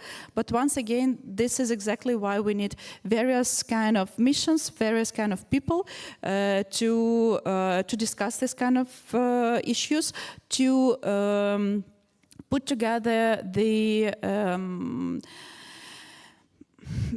basically the groups who might be interesting from different levels, from private sector, from parliaments, from government, etc., to see how we can actually bring together our interests and advocate for a private sector in Ukraine. So how does the Investment Council engage and bring that private sector into the local and the municipal level? You mentioned you were doing lots of meetings in the various regions. Do you have a connective role to bringing that private sector into the municipalities, playing a matchmaker role is what we would say? No, the role of National Investment Council is rather strategic.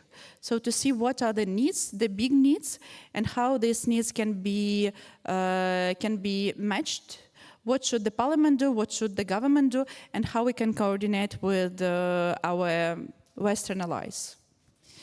Looking into the future after this recovery conference, which is very much focused on engaging the private sector, what are you hoping to see come out of the Ukrainian Recovery Conference today, or tomorrow and Wednesday?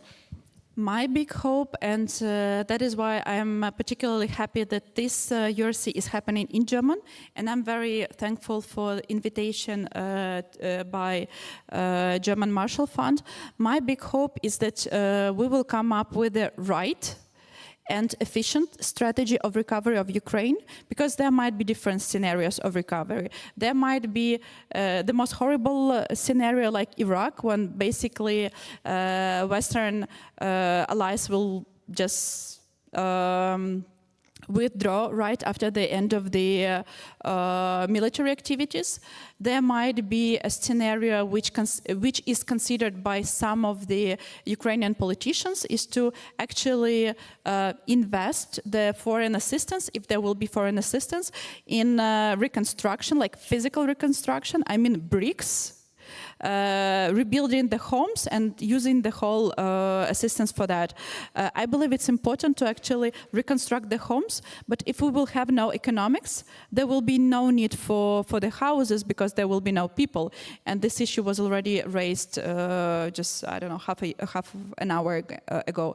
So I believe that this particular URC and this particular event will help Ukraine to understand that we need to actually follow German and Japan strategy of post-war recovery, when the main focus was actually on recovery of economics, when the funds and assistance was focused on economic reforms, industrialization, and innovation.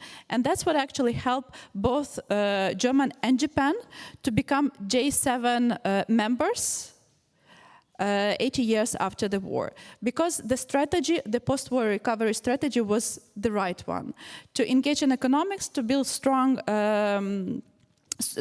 economy, and make the recovery sustainable. Thank you so much. No, and that's certainly the Marshall Plan vision as well. We just need to bring the war to an end as quickly as possible to be able to do that recovery. Let me open this up for any questions or comments for Halina, or I can keep going for another minute or two. No questions? Wonderful. Please introduce yourself. A microphone is coming. Sorry about that.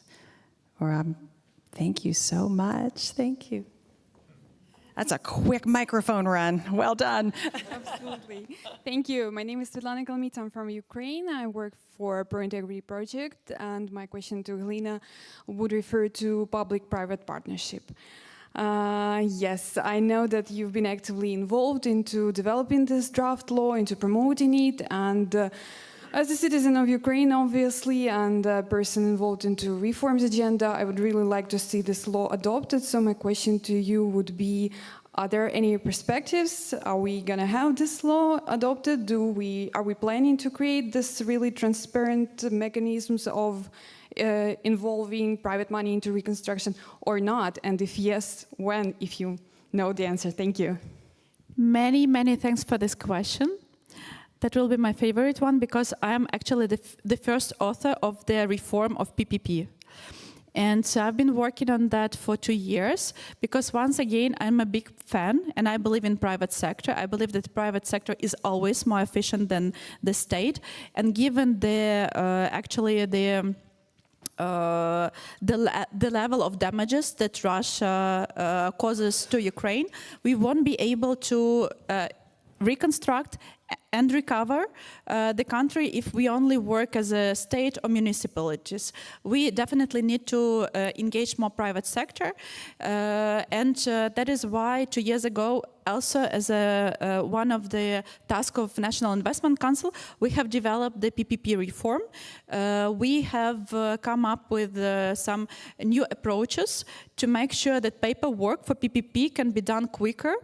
We came up with small projects and also recovery projects, which can be made in a simplified procedure to make sure that this is happening quick and we can have not 1 or 2 PPP projects as we used in the past, but we can have thousands of them, or at least hundreds. And both domestic and foreign investors participate. This is especially important in energy sector and defense sector. And once again, this is exactly the reason why in the PPP reform we also made it possible to have defense project as a PPP. I just had a discussion with Deputy Minister of Economics on this legislation 2 days ago. That was my last meeting before coming to the conference, and I really hope that we will pass the law generally in the second reading in a month or 2. Everything is ready, so let's keep our fingers crossed. Does the PPP reform, does it reduce paperwork? Give us a little more granularity for those who may not be familiar with it. What does it do and how can it turbocharge private sector investment in Ukraine? The main idea is that we have a lot of actually property, land, and various kind of opportunities on the state level and municipalities that can be shared with private sector in order to actually come up with projects, especially recovery projects. Because, for example, we have thousands of ruined or damaged hospitals, and it's impossible to actually rebuild them with state money or donor money or municipal money mainly. But we can share these resources, for example, the buildings, with private sector, and they can also reconstruct the buildings, but also create some small projects to make money. The idea which stands under the reform that we drafted is to actually simplify and speed up the paperwork you need to start the PPP project. Our ambitious goal is to actually have all the paper done for small and recovery project within the half of the year. And for the big PPP project like concessions, for example, not more than a year. Fantastic. Well, we're excited to get public-private partnerships going. Helena, thank you so much. Thank you for being here. Thank you for the work that you're doing on the Investment Council. And again, with your warm applause, please join me in thanking Helena for a great conversation. Thank you so much. All right. So as Helena takes her seat, I promise this is our last panel before you get a coffee break, so this is exciting. I am very delighted to welcome my 2 colleagues. First, GMF Senior Development Manager Meg Platt is going to tell you a little bit more about our Ukraine Cities Partnership, and then we'll invite a panel up that will be moderated by our own very own Paul Costello, who is essential to our GMF Cities program. So Meg, come on up, and thank you all so much. You don't have to hear from me for a little bit. That's good. So here she is. Well, thank you, Heather, and thanks to everybody who's here today, both in person, and I also want to acknowledge our audience watching online. I understand we have over 600 people tuning in today to this event, which just goes to show you how timely and important these conversations are. So thank you for being here to participate in them.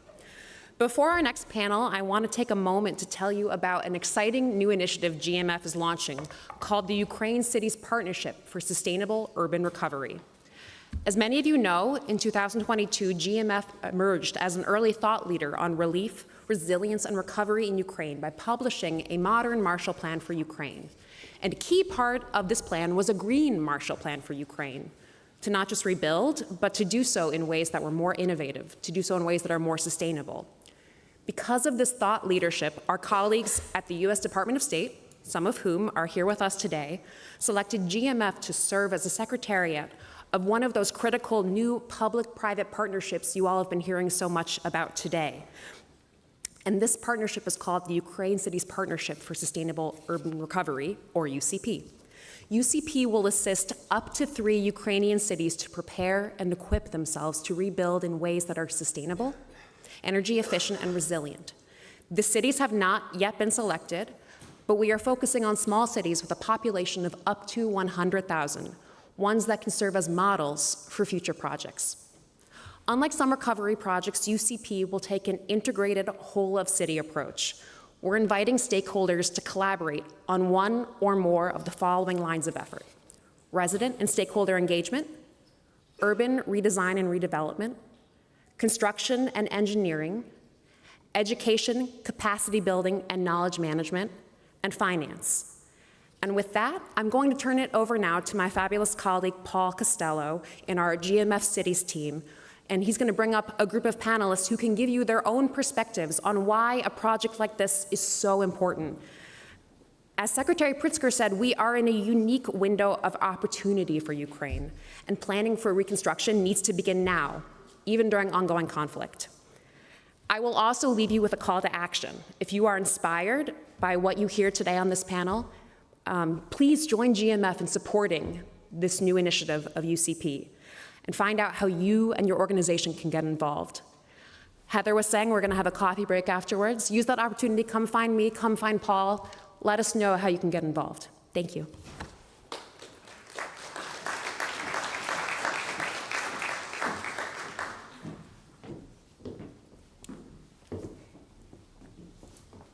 Thank you, Meg. Hi, everyone.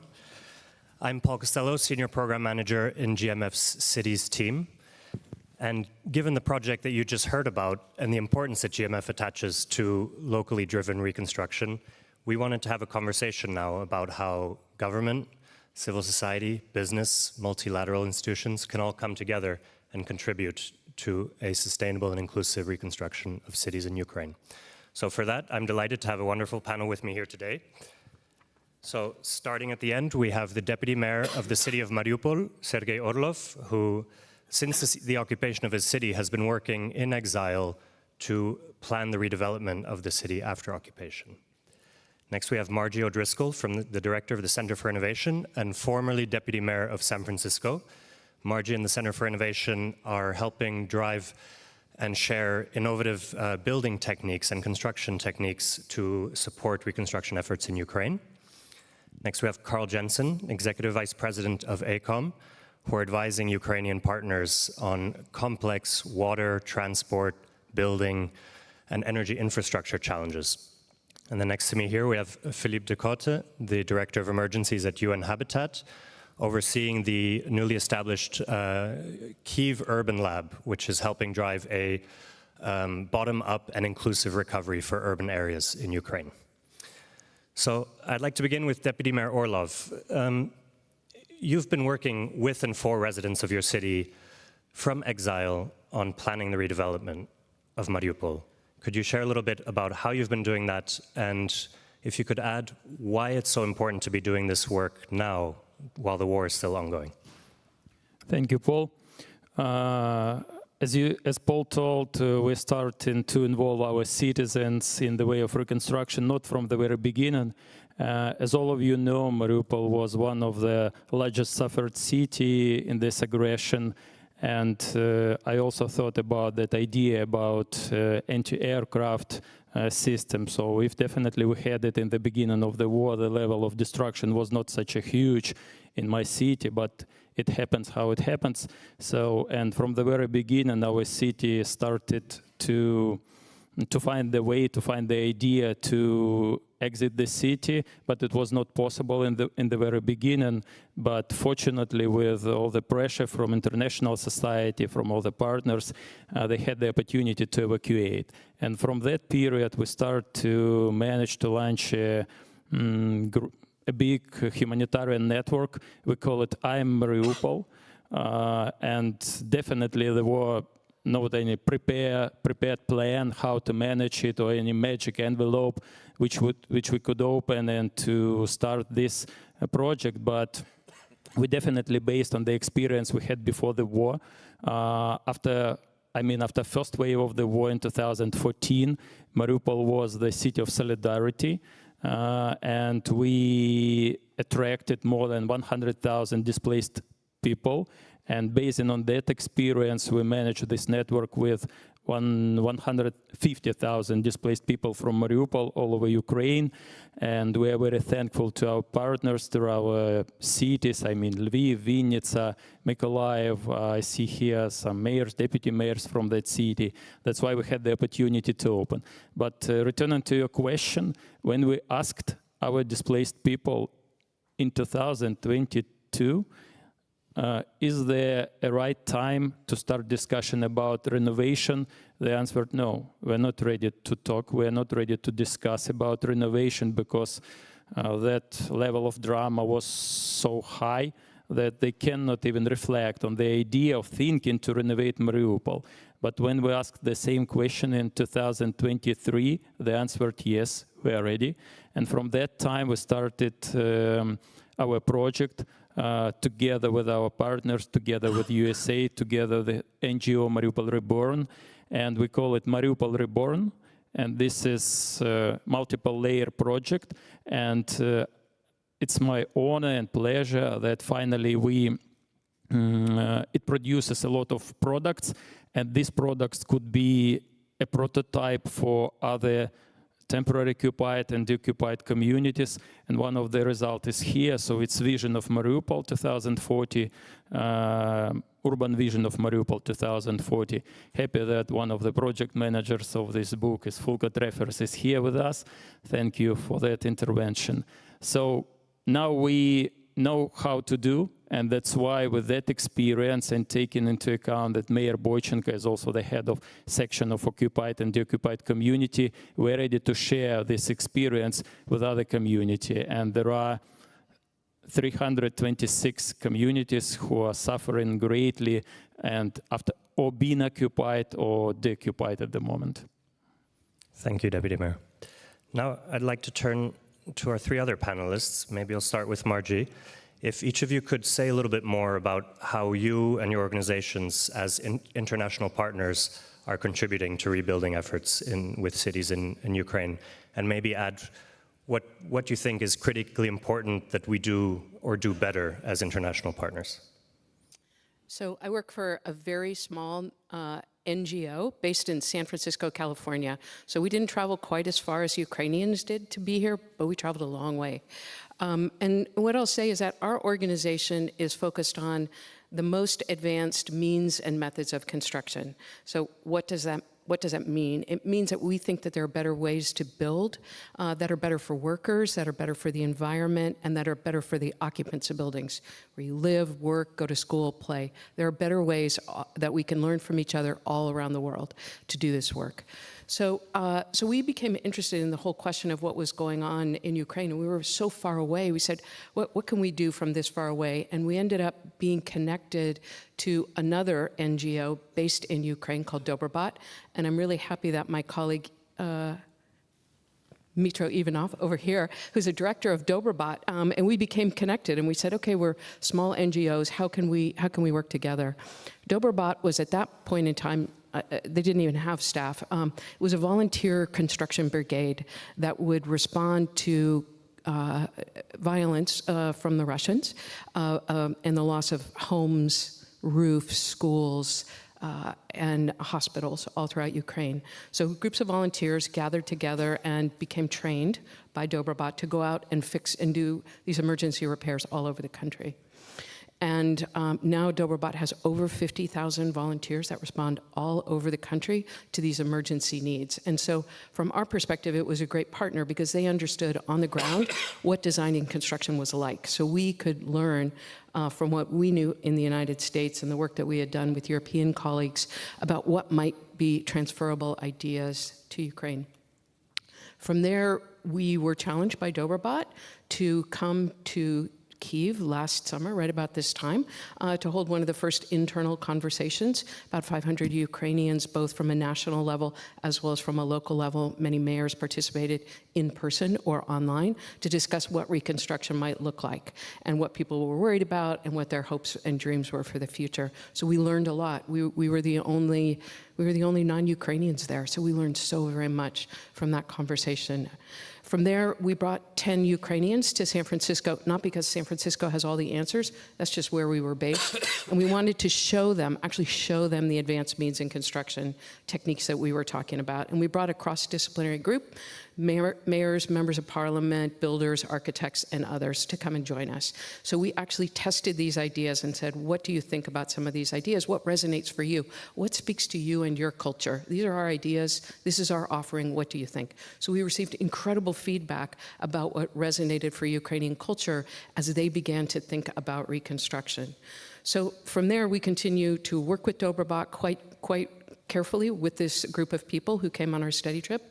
Let me just say they didn't know each other, and now all 10 of these people work very, very closely together and in a multidisciplinary way all throughout their country and the work that they're doing, which I think is really important. And it's been an honor and a privilege to work with Dobrobot on this work and the work that they're doing now. The work that we're doing right now is planning for the upskilling that you heard about is a new USAID priority. Because we see that as really important, and I can talk a little bit more about what that looks like in the future. Thank you, Margie. Carl? Well, first, thank you for allowing me to be here and to share some thoughts with everybody here. This is such an important topic. So from a company perspective, AECOM as architects, engineers, and designers, we're one of the world's largest, number one in transportation, water, environment. So we do a lot of things. We're about 55,000 employees worldwide. And we, as a company, when Russia invaded, we determined that this was going to be a priority, that Ukraine was a priority, that we were going to, devote significant resources to be able to see what we could do as an organization to move forward. So, that's great. So where do you start? And, what we learned early on in this process is that the desire for change, the Ukrainian spirit of moving from, the old Russian standards to Western standards, that is a big challenge. And being able to do that from an engineering and a construction process is quite a journey. So this idea, what we really did to help support Ukraine early on and still do is how do we help shift them from those standards so that they can be much more aligned to the sustainability, the modern infrastructure that really Europe requires and the different activities around those standards. Now, us as engineers, we get really, really excited about things like cost estimation and design standards and construction standards, what type of concrete to use and the carbon footprint of all these different materials. But really for the reconstruction, that's a very important item because you have to have that strong foot forward so that when you're building something, it's going to last for a long time with the standards that are going to make Ukraine closer to Europe in the long run. So really what does that entail for us is really engagement and engaging with lots of different organizations from the national level, but then also down into the municipal level as well. So you got to have these national standards, but as was said before, all projects, at the very heart of every project, it's local, right? You're building a bridge, you're building a new water system, a wastewater system, whatever it might be. There's all sorts of things and effects that really will happen from a local perspective. One of the things that we do a lot with the various different projects is this idea of community engagement, and then making sure that that project fits within that local community and within that local city. So from an engineering perspective, we believe that every city has its own character. In the United States, Boston is very different than Austin, Texas, from San Francisco or wherever. Every city has a flavor. Every city has a culture. And when you're thinking about infrastructure, you want to be able to engage that community, that culture, so that when you're building forward for another 50, 60, 100 years, you're now establishing that city with its own cultural footprint that'll exist and hopefully attract the people that have been pushed away from their homes and their communities for a long time. So that's really what we're focused on, this idea of how do we take, this idea of local engagement, this cultural identity, but put it in a national system of standards that align with Western standards. Thank you. Philippe? No, thanks. So UNHabitat is a small part of the United Nations, and we focus exactly on helping local governments how to make cities work. That's our kind of our bread and butter. Now, all reconstruction is local. For us, this is exactly about bottom-up. How do we support bottom-up urban recovery and complement that what's being designed from the top down? So that's the first part. Almost 2 years ago, we had a World Urban Forum in Katowice, Poland. It was not planned to be at the start of the war. It happened to be. But we had 14 mayors there, a couple of months into the war. They all talked about defense, defending themselves, immediate needs, but we were really impressed. All 14 said, we want to start looking ahead and start thinking about building back, because it's easy for people to leave. They know it's going to be very difficult to get people back. So what does building back, not just a bit better, but building back forward, reimagining that kind of future from day one. And it was really impressive. So we decided, okay, we need to come in and see how we can support these efforts as UNHabitat. Now, we're coming to the Ukraine Recovery Conference with a couple of messages that help shape how we intend to support in Ukraine. One, it's very important to understand what was happening before the war. Since independence, Ukraine had lost almost 20% of its population. Population had been shrinking, urbanization had already started moving from the east to the west, and the country became more urban. So as we think of that, what it means to build it back forward, let's make sure we understand what was happening before the war, because the war is only accelerating it. The war is not something new, it's accelerating what was happening before the war. Now for us, exactly, and I've heard some references to it today, but for us this means also not just talk about reconstruction, but regeneration. Regeneration of cities, regeneration of territories, and this is about the economic aspects, was said very clearly, but also the social aspect. What will make young people come back? What kind of quality of life will they be looking for, and how can we help them shape that in going forward? So that's the first step. Now, some of the concerns we have, clearly there's a lot of focus on transparency, correctly so. But let's also make sure we start articulating clear sustainability targets. Next one, there's a lot of focus in the DREAM platform, for those who know it. It's kind of a system, transparent, identifying objects for reconstruction, but there's no understanding of how that connects with the building next to it. There's no plan, you don't know where the project is, it's all projectized.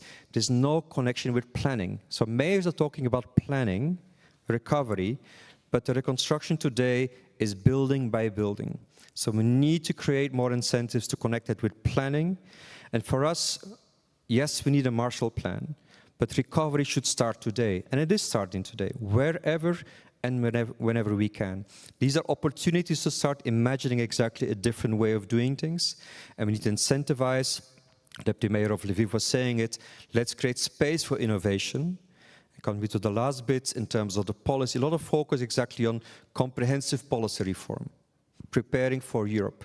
But let's make sure we address policy gaps that are important today around housing, around some of the recovery needs. Disability is an important topic.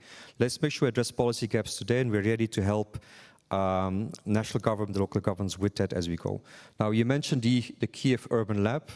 The Kiev Urban Lab for us is a collaboration between UNHabitat and Ukrainian organizations. One of them is Restart, young organization of architects and planners, because we want to make sure we combine our international expertise with Ukrainian expertise, because it has to be anchored in the local narrative, in the local reality. We will also use this lab to support Gromada, smaller municipalities that don't have the capacity in planning their recovery. This lab also for us is for all of you. It should be a space as learning as we go. Let's learn across. We hope to work with Roskilde exactly on the knowledge component. Let's make sure we learn as we go and we identify the issues that require further thinking. And of course, lastly, we want to make sure that we build Ukrainian capacity. Every Ukrainian planner is trained abroad.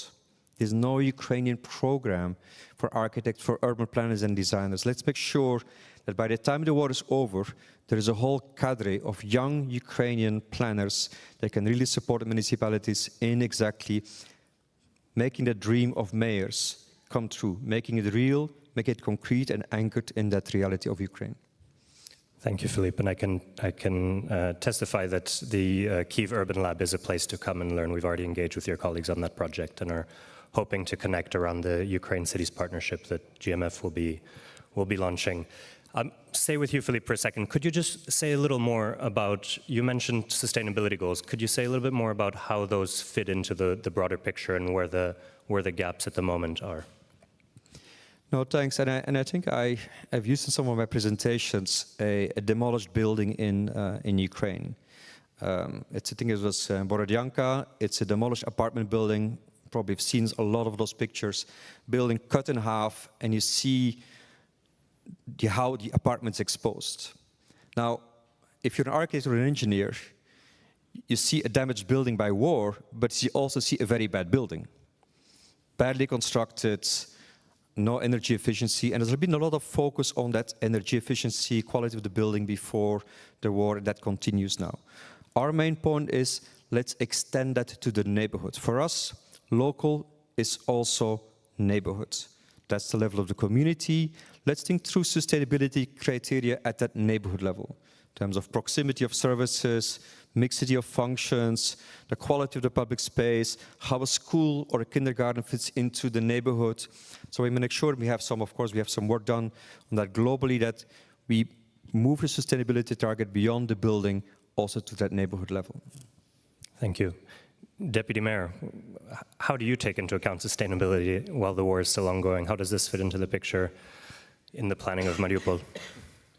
We're also working on this issue a lot, more than 1 year, so definitely we found some answers to our question, but I want to be honest, we did not find all the answers for everything. So there are several examples that we still are the biggest challenges for now, and still it is. So Mariupol is and was very big by territory, so it's 273 square kilometers, so it's huge to its population. And now the challenges is, as there are lack of people, what's the best way to renovate, what's the best approach, how to renovate. And for example, as Philip told about demolished buildings, okay, let's imagine, so the siege of Mariupol lasts for 86 days, and as a result, we have 4 million tons of destroyed building. 4 million cubic meters. So it means 10 million tons of destroyed building. I mean, garbage, bricks, concrete as well. So let's imagine the speed of destroyment was 120,000 tons per day. Can we build with the same speed? I cannot imagine that it's possible. So we need to take into consideration a lot of issues that were in Mariupol before the war as an industrial city, and now after consequences of the war that we received. But we found definitely some approaches, and we are also oriented with these European approaches about neighborhood, about comfort city, about 15-minute city. So we put in this book, we put a lot about modern transportation system. So with high-ranked pedestrian zone, with public transport, with cycling, but less private cars. We put a lot about blue water network, how to connect all together these green areas with our rivers, our seashore. We worked a lot about municipal utilities. So they were not modern, and now we need to rebuild them in modern way. Of course, a lot about energy efficiency, a lot about sustainability and energy supply, and so it's a good example that we built centralized energy supply, and now all the Ukraine is building in a very fast way decentralized energy supply. And so we tried to think a lot, but the most important that we involved our displaced people into participation. So at previous year, we made 20 workshops and more than 700 people were involved, and they suggested 400 projects.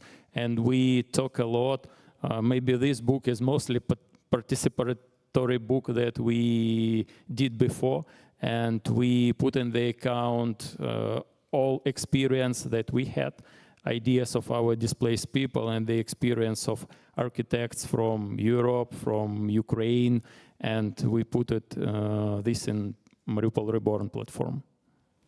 Thank you. Margie, maybe could you share a little bit about some of the innovations you've been seeing in the work that you're doing in Ukraine, not just in construction and rebuilding efforts, but also in the engagement of people and how that's been going? So I can't help but share a little story that happened about 2 weeks ago. We meet with our group from Dobrobot once or twice a week, and in that conversation, they were explaining to us how they have this idea that it would be so wonderful to have more women engaged in construction, but it's often seen as sort of dirty work, and it seemed like that all throughout the world. They're sort of dirty, and you need to be big and tall and strong to be able to do that work. And we said, well, no. When you were in San Francisco, we showed you, that technology can play an incredible role. So it's not about strength; it's about using your technological capacity. But they said, yes, but we still have this need to get more women engaged and involved. Like, how might we do that? And so we said, well, we're thinking back to history, and the history that the German Marshall Fund and others helped lay out for us was an idea that we had that was popularized in the United States and then adapted by Britain, which was something called Rosie the Riveter. And it was an idea that you could help the war effort while the war was ongoing by actually working in factories, doing construction, and doing the work both in the United States as well as in Britain. And so it was quite a heroic campaign that was launched, was very, very successful, still very popularized. And we pulled it up on our Zoom call and showed it to the Ukrainians, and they were like, wow, this is amazing, this is so interesting.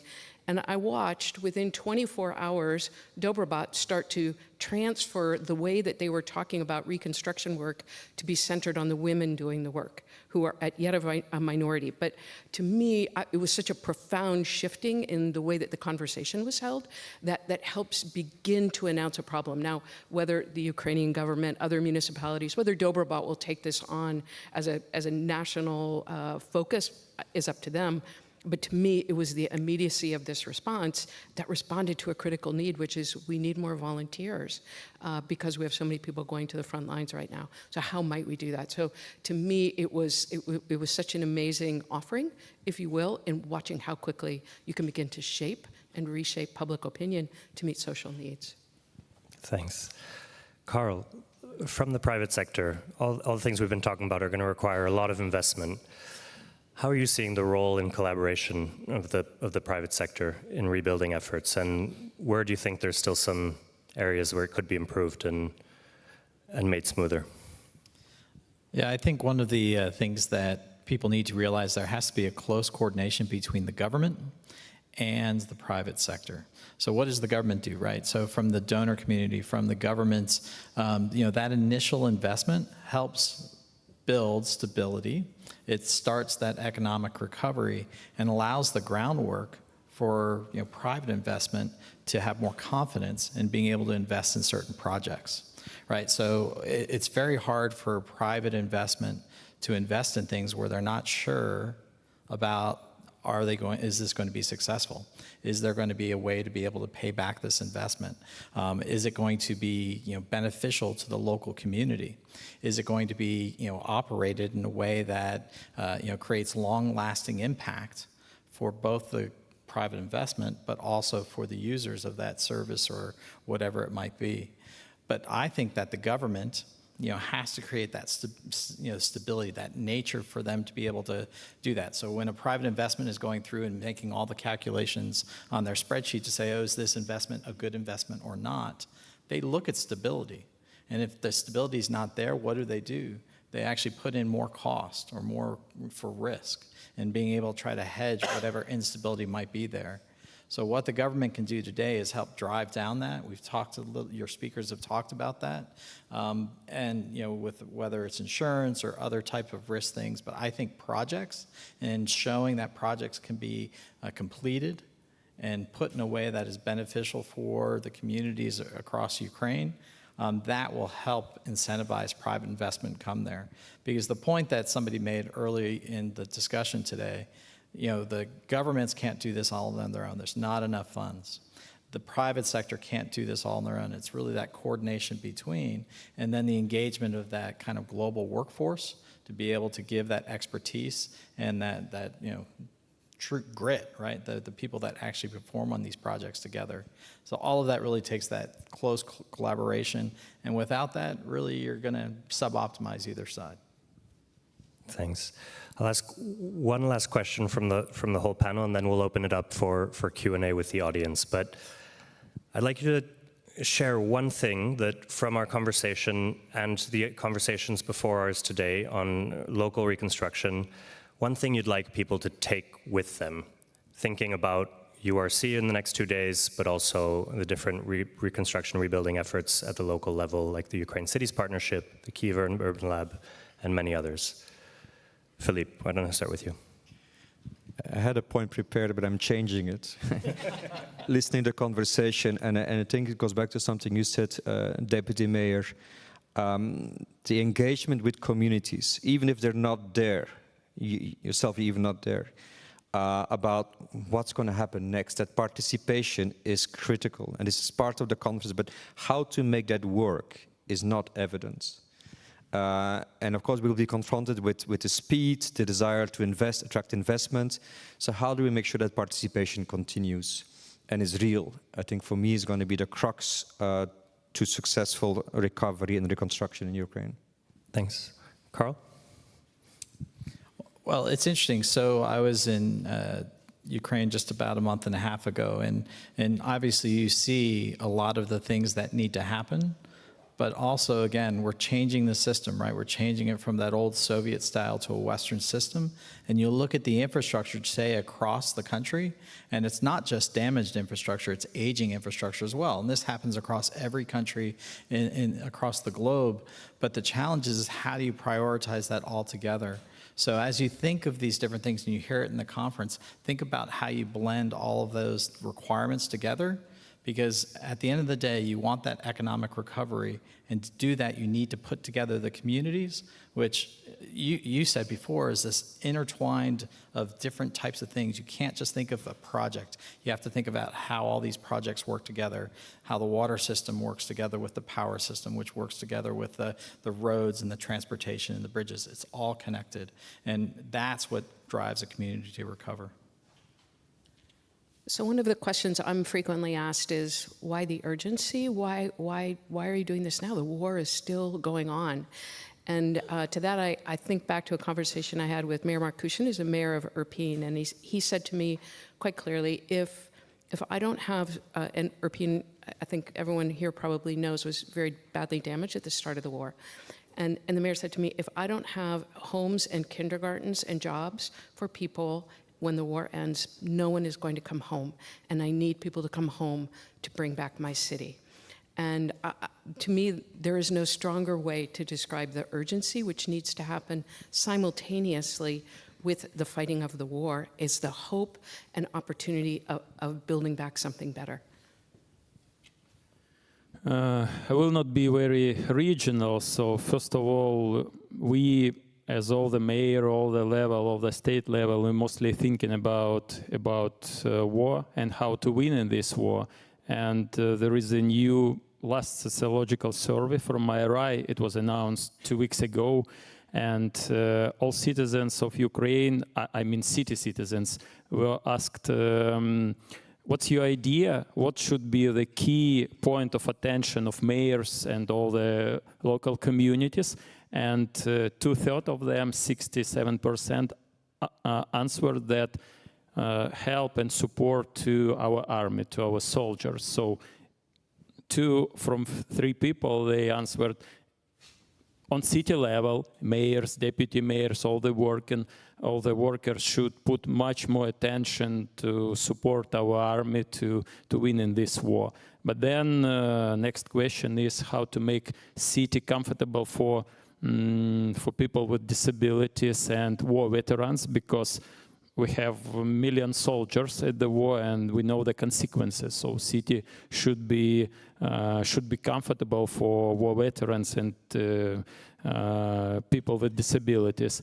And now looking and hearing all the panel discussion, I also thinking about capacity building.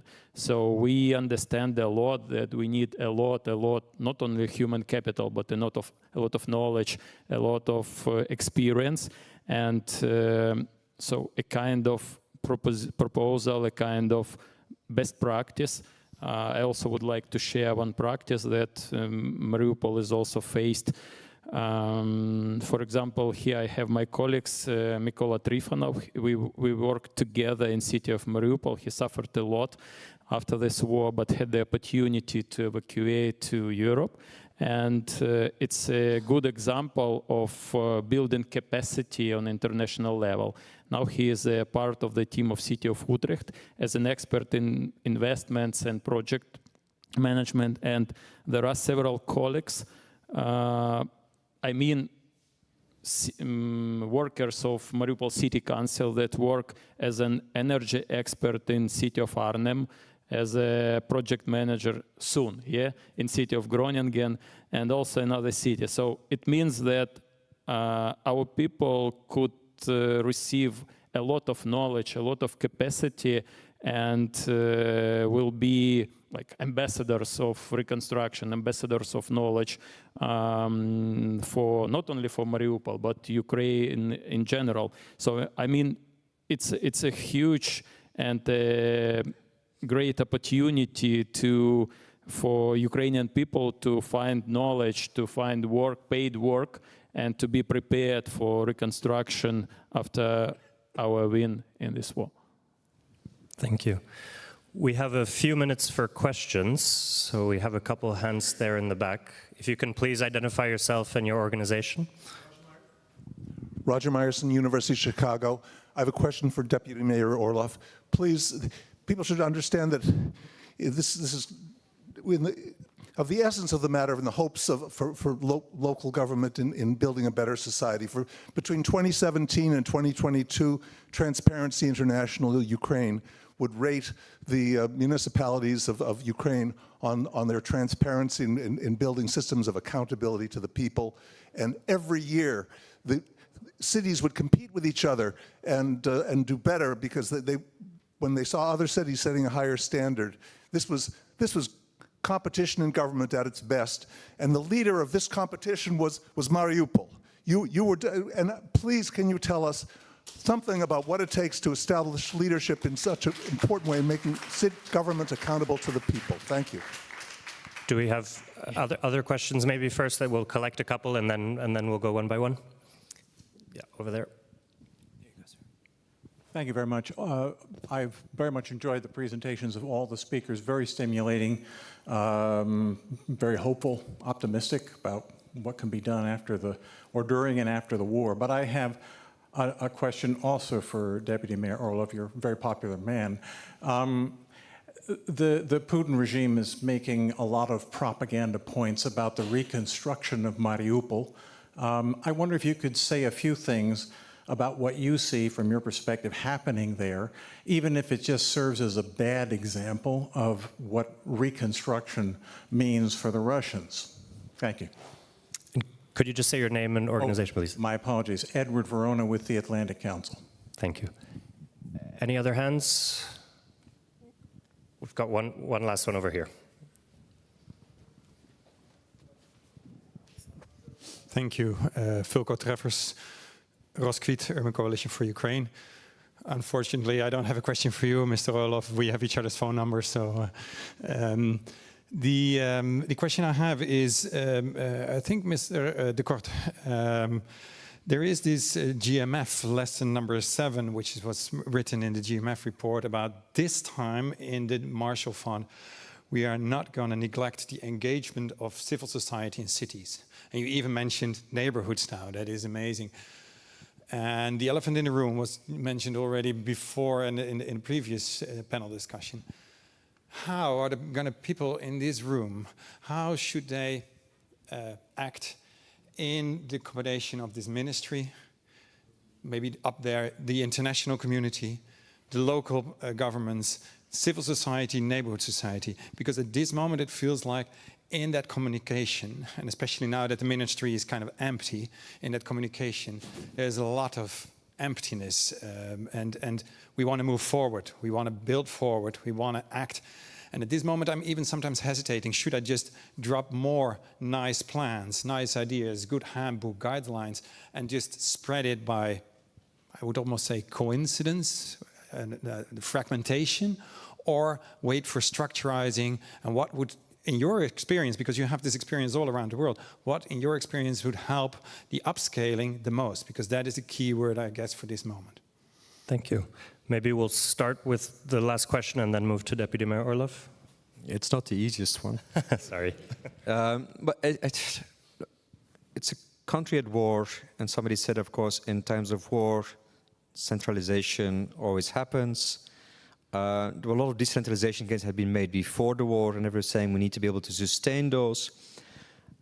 None of that is easy. It is the accession to Europe, the drive for reforms, and in that chaos, there's a lot exactly that is not happening properly and is discoordinated. But I think the challenge you're pointing to in terms of how to make sure that bottom-up actually works and connects with the top-down is not two different things. Well, it's something for Habitat. We will focus on policy reform, but not the comprehensive one, but being able to help point the finger out. Let's try to make sure we get this right or have the right guidance. So the bottom-up is enabled in doing so.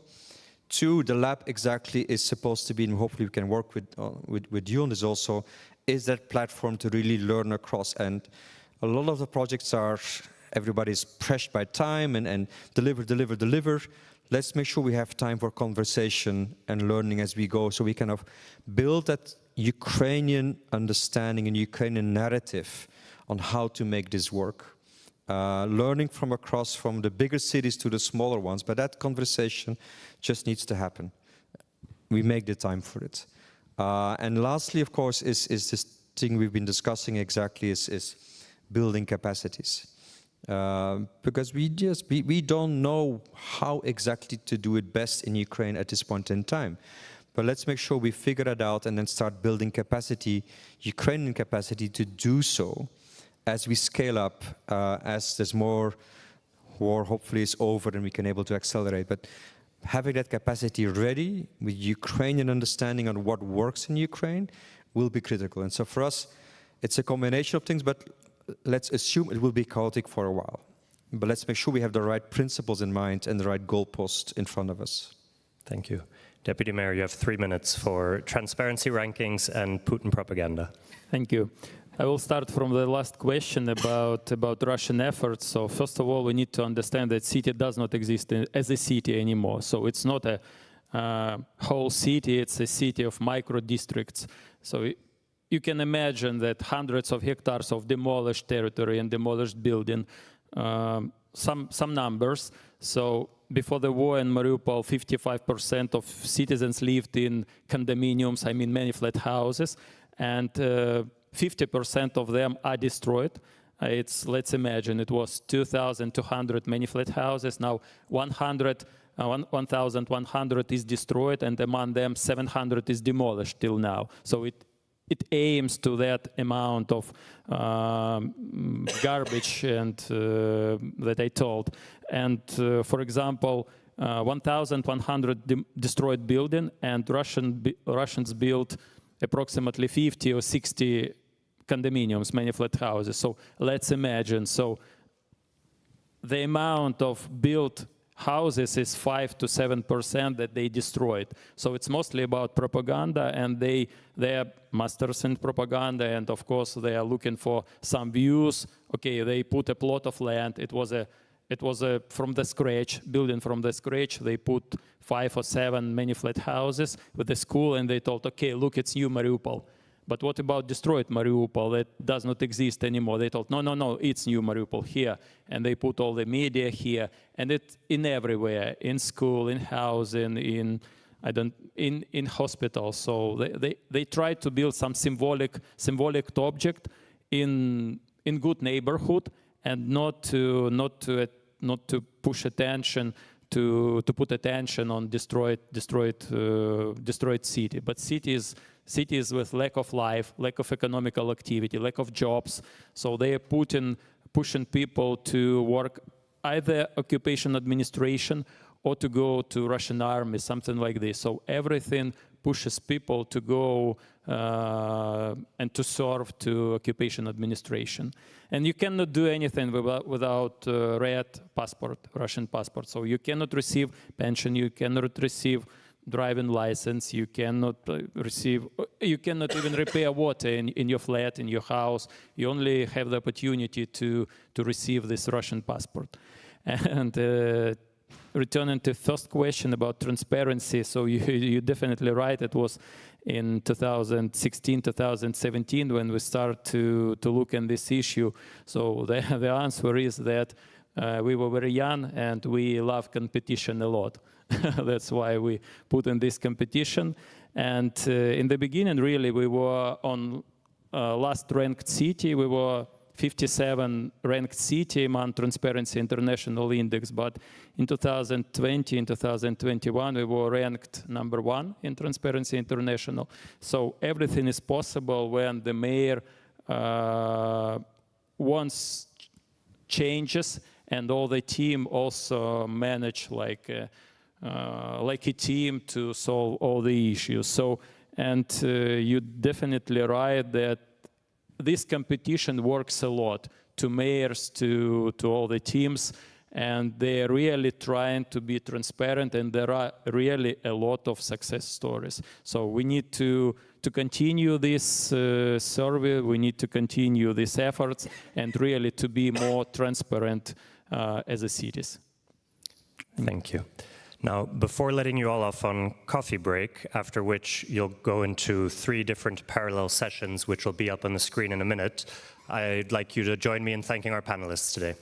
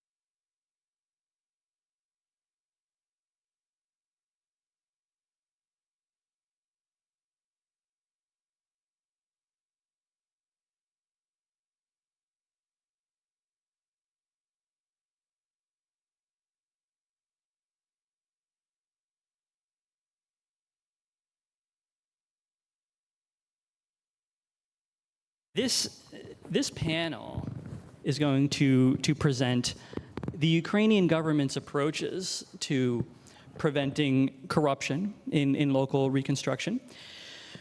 We are going to explore how, when it comes to safeguarding local rebuilding from corruption, Ukrainian reformers, like those on the stage right now, go well beyond the usual governmental platitudes, unimplemented strategy documents, inaccessible disclosures, or the other kinds of inadequate measures that are all too common around the world when it comes to anti-corruption. We will focus on how Ukraine takes the prevention of corruption to the next level, including efforts to implement and to monitor anti-corruption policies, to train and to regulate government services, to make reconstruction data easily accessible to the public, to scrutinize procurement transactions. But it will not all be sunshine and roses up here, including breaking news today that we are going to have to cover very directly in the second half of this panel, a panel that was supposed to include the leadership of the Restoration Agency until the Ukrainian government blocked Mustafa Nayyem and his deputy, Valeria Ivanova, from leaving the country yesterday, which led them to submit their resignation letters, which were accepted today. So we are going to get into all of that in just a few minutes. But let's start on a more positive note with two of Ukraine's leading anti-corruption champions in city and federal government, starting with Mayor of Mykolaiv, Alexander Senkievich. You probably all know that when Russia tried and failed to capture Mykolaiv, they shifted strategies into cutting off the water supply and using airstrikes that continue to this day to destroy hospitals, schools, rail yards, residences. What you may not know is that Mayor Senkievich is going about reconstruction with a real emphasis on anti-corruption safeguards. He has some novel approaches that other damaged cities and municipalities can learn from. For example, Mykolaiv developed integrity assessment reports and a methodology for monitoring humanitarian and international aid, has an open web portal. They work closely with Denmark, as we discussed earlier, and EUACI on transparent technical assistance. And my personal favorite, because look, this is the youngest mayor of a major Ukrainian city, previously founded an IT company, studied systems analysis. So the mayor issued a decree requiring that reconstruction procuring entities publish their cost data in machine-readable format so that journalists and analysts can easily use it to spot corruption. So if you would, Mr. Mayor, please tell us about these interesting integrity tools that you're piloting and that other communities could learn from. I see the timer here, but it doesn't work. I mean, just take 3 minutes to run it, because as a local politician, I can speak, till tomorrow. So, first of all, we have a lot of questions about corruption in Ukraine. I think, my personal opinion, that Russia spent like billions of dollars to promote Ukraine as a state of corruption, just to avoid our country to be as a part of European Union. We hear a lot of conversation, or let's say cases, corruption cases in Ukraine. Yes, we do, but we have that means that our institutions that have to fight with corruptions do their work good. And we don't hear any cases about corruption in Russia or Belarus. Does it mean that they don't have corruption? No, they mean that it's a part of their system. It's like a cancer without which their state can live. If we speak about corruption, it's in human nature. Actually, when we pray to God, we ask Him not to put us into corruption, and it's all about temptation. It's all about people's nature. So if we speak about corruption, anti-corruption tools, we need to speak about procedures, we need to speak about rules, but less about people. For sure, we need to speak about people in a view of the salary, Because if we speak about public servants who deal with the millions of dollars, and then we speak about their salary in 200 or 300 bucks, what can we speak about corruption? So if there is a bribe proposal, I mean, people will think about it. So we need to avoid the decision-making connected to corruption and change it to the system thinking. So if we speak about system is created from elements, connections between elements, and rules and paradigm.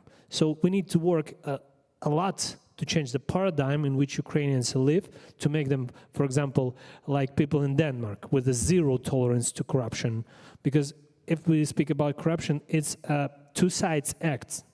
One side wants to give a bribe, another to take it. So we need to change thinking on the global level. But if we speak about local level, we in cooperation with Denmark, we want to be most transparent and most understandable for our partners.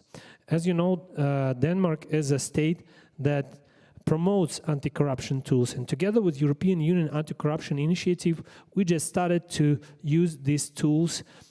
First of all, we want to do all the documentation and all the decision-making processes transparent and visible. Like my mother told me once, cockroaches don't like lights. So that's why we need to put the lights on.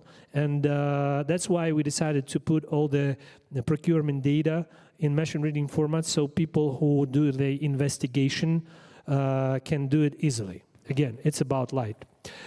Also, we do, together with European Anti-Corruption Initiative, we do processes review with an integrity assessment together with Deloitte on our biggest budget-consuming enterprises. These are water supply company, heating supply, and transport company, which are city-owned and which are financed by the city.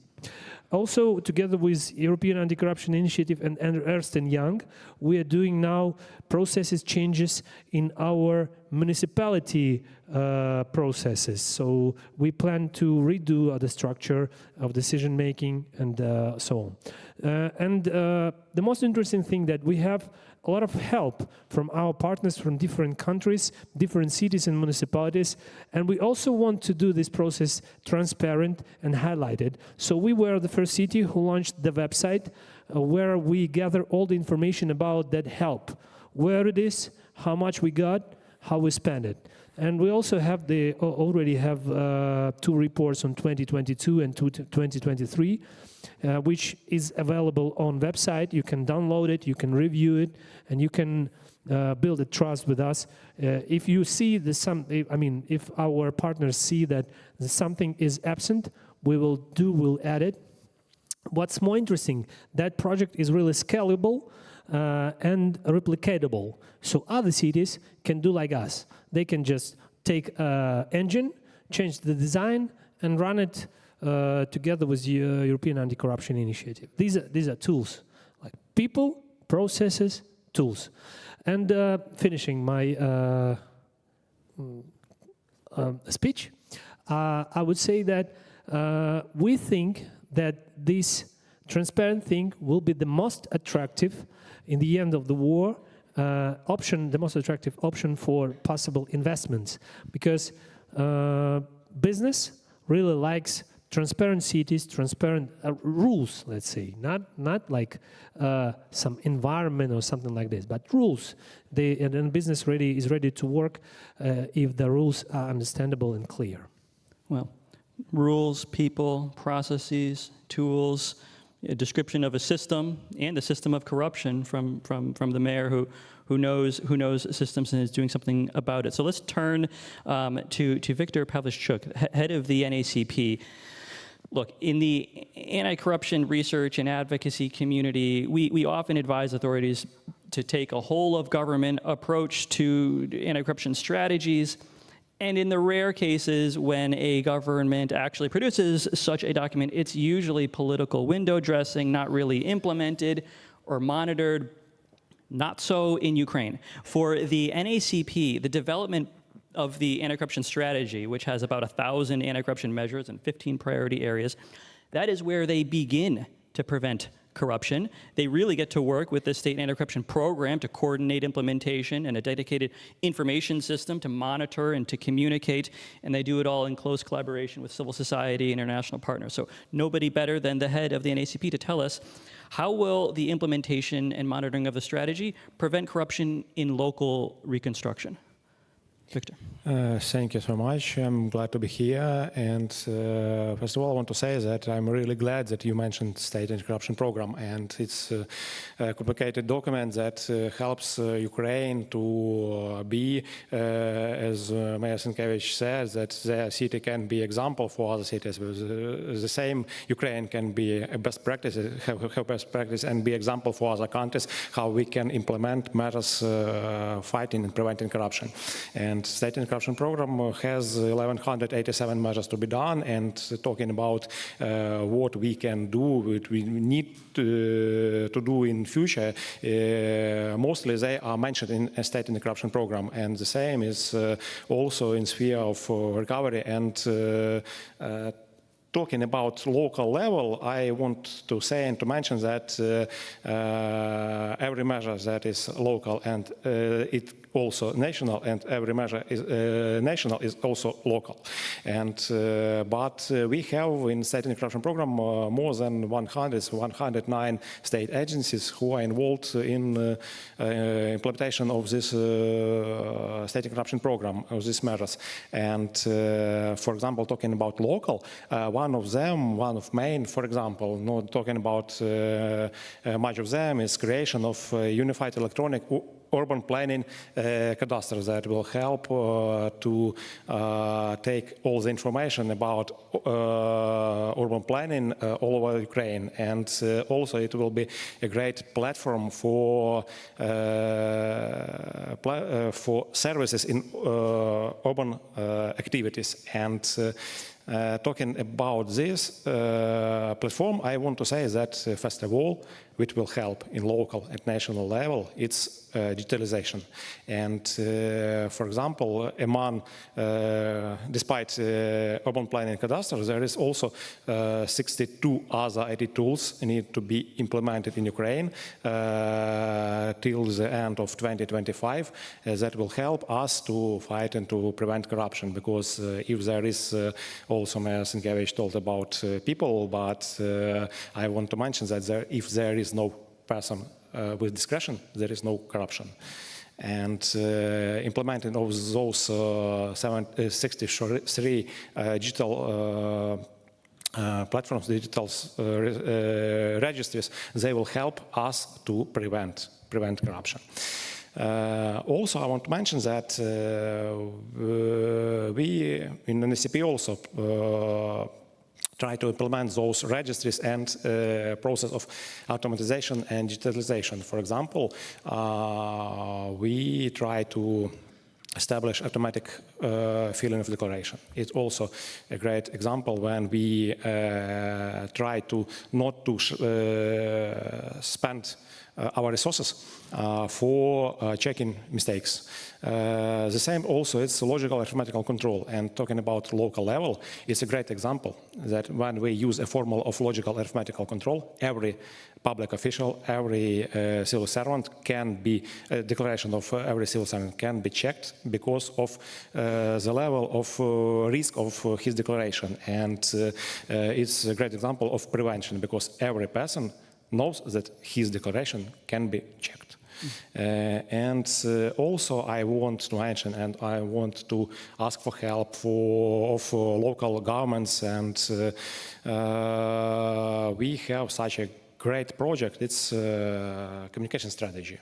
It was adopted in December 2023, and only with help of local governments and with civil society we can we can show people how can they live in proper way. And they need to have ability to know that life without corruption is possible. Well, great, and thanks especially for connecting the way you just did, the national, the registries, the strategy, the program, also to the local. So important, and thanks for going through it. I need to turn to the subject of the panelist who was blocked from coming. I need to explain why there's one fewer panelist on the stage right now than we have in the program.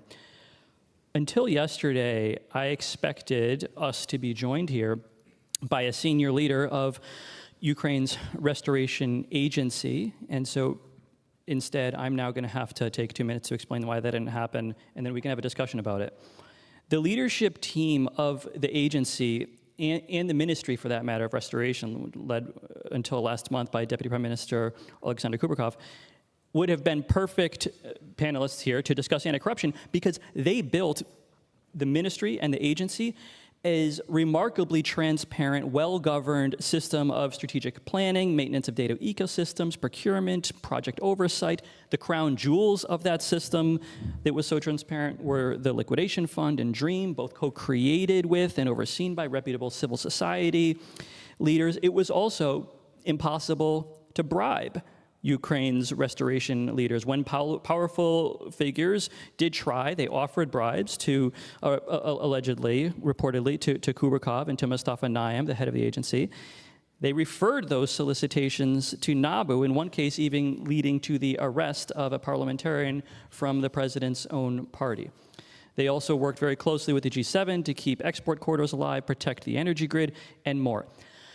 You would think that transparent governance systems, partnership with NABU and the G7 would be vital in wartime and just as essential to attracting funding for restoration. Apparently, that is not how it was viewed in the office of the president. The head of that office, Andriy Yermak, seems to have seen this team of transparency reformers as a major power center that he did not sufficiently control. This in a country where even before the war further centralized power, governance already suffered from too much concentration of power in the office of the president, which can operate at times in the shadows and bypass democratic accountability. So a month ago, that central power came to wipe out the team that was building a transparent system of national restoration by suddenly firing Kubrikov and Deputy Minister Azarkina. In response to that, at GMF, we wrote recommendations about how Ukrainian authorities can restore faith and transparency and independence of the restoration institutions, appointing a permanent minister of restoration and having them come here to the URC and publicly commit to transparency and championing DREAM both at home and with the donors. We also urged Kyiv to pledge to enact regulations that would enshrine the independence of the agency, which again is nested within the ministry. And so we had a nice plan for the agency deputy head, Valeria Ivanova, who was responsible for anti-corruption, to come here and to sit on this panel and address technical questions about what legislative amendments would strengthen the capacity and the independence of the agency. And unfortunately, without providing any reason for the decision, the Prime Minister prohibited Ivanova and her boss, Mustafa Naim, and their other deputy, Andriy Ivko, from leaving the country.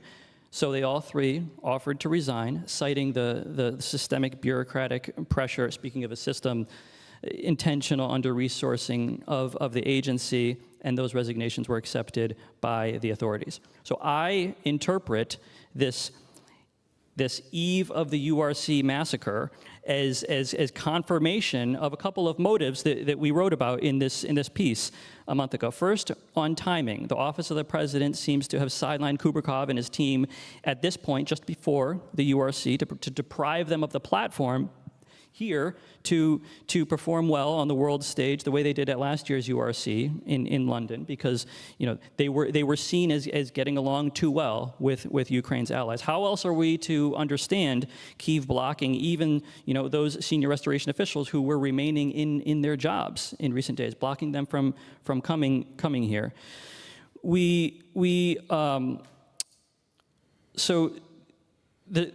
Not everyone agrees with the timing consideration. It may or may not be, but even if it's not, I guess the conclusion there is that if the authorities don't actually care about the URC so much time personnel decisions around it, then that's a problem too, that they don't care enough about the URC to be sending the country's top restoration and recovery officials here to the biggest international conference of the year that's focused on recovery. I mean, that lack of care to it is also reflected in not appointing a permanent successor to Kubrakov.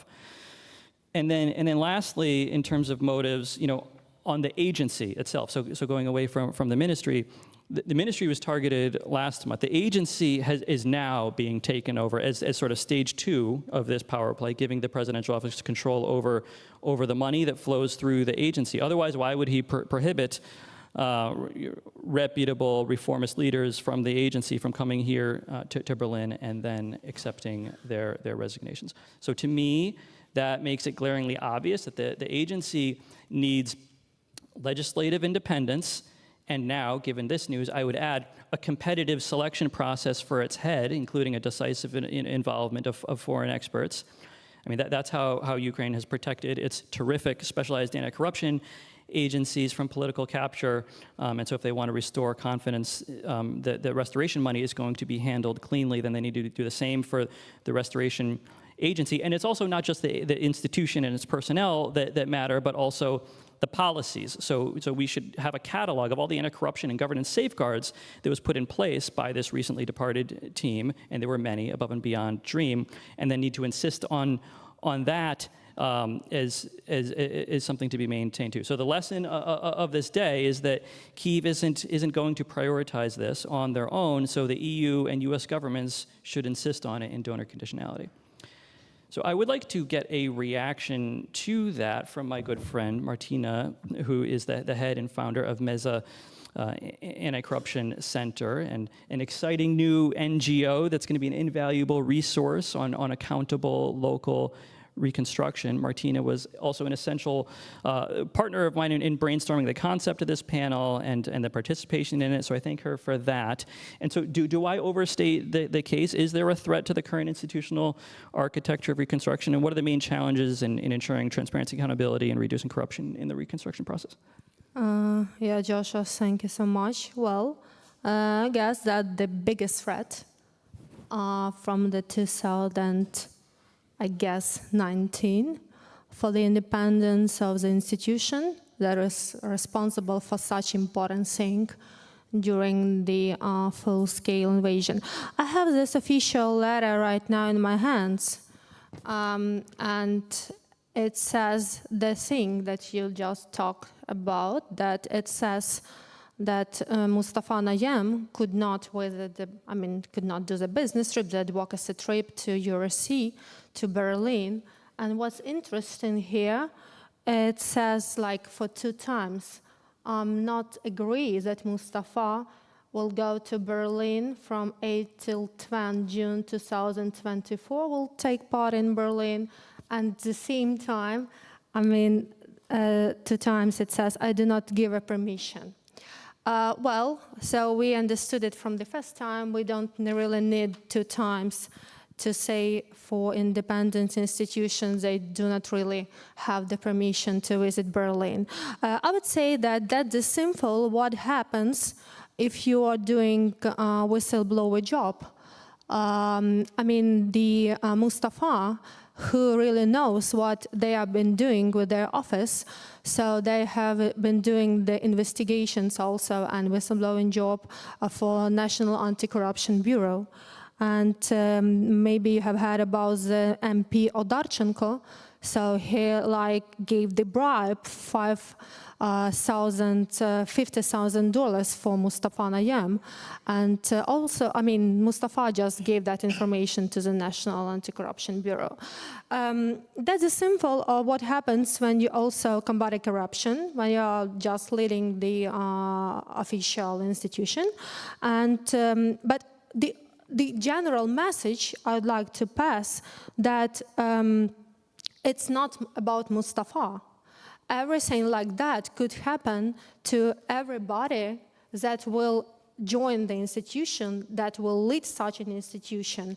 And so my main message, it's not about Mustafa Nayyem. It could happen to every single top official in Ukraine that could provide an independent job for his institution, for his work. And also today news that not only Mustafa, but his deputies, all of them, they wrote their incitements to be dismissed. And I will also like to quote a few words from his public speech, public statement that he just put 4 hours ago on his Facebook. And he wrote, "I'm leaving the position of the head of the Agency for Restoration. I made such a decision on my own due to systemic conditions that don't allow me to do my duties effectively. Our budget for road reconstruction was completely cancelled. That complicated military logistics so much. 2, we were drowned in bureaucracy. Reconstruction projects were agreed with the government for months, returned back for 6 to 8 times with ridiculous remarks. And 3, our salary was reduced to 68% by the government, from $700 to $300, and so on and so on." I mean, that's very interesting, kind of a drama, but what that means for us as for the civil society, as for the watchdogs that are doing the watchdog investigation job within the reconstruction. The first thing, we warned about that, everybody, like 7 months ago, when we said, we don't have the legislation for the agency. We don't have the holistic one single law giving the Agency for Reconstruction the whole totally political independence. That's the first thing. So I already told that it's not about Mustafa. It will affect anyone who takes a position like that. The third thing, it shows what really happens when you're trying to combat corruption and also be in the system of the government. But what we should do with that? The first thing, we finally need a legislation for the whole independence, for the political independence, for the Agency of Restoration. We have good examples for totally independent institutions like National Anti-Corruption Bureau, like National Agency for Preventing Corruption, like SAPO.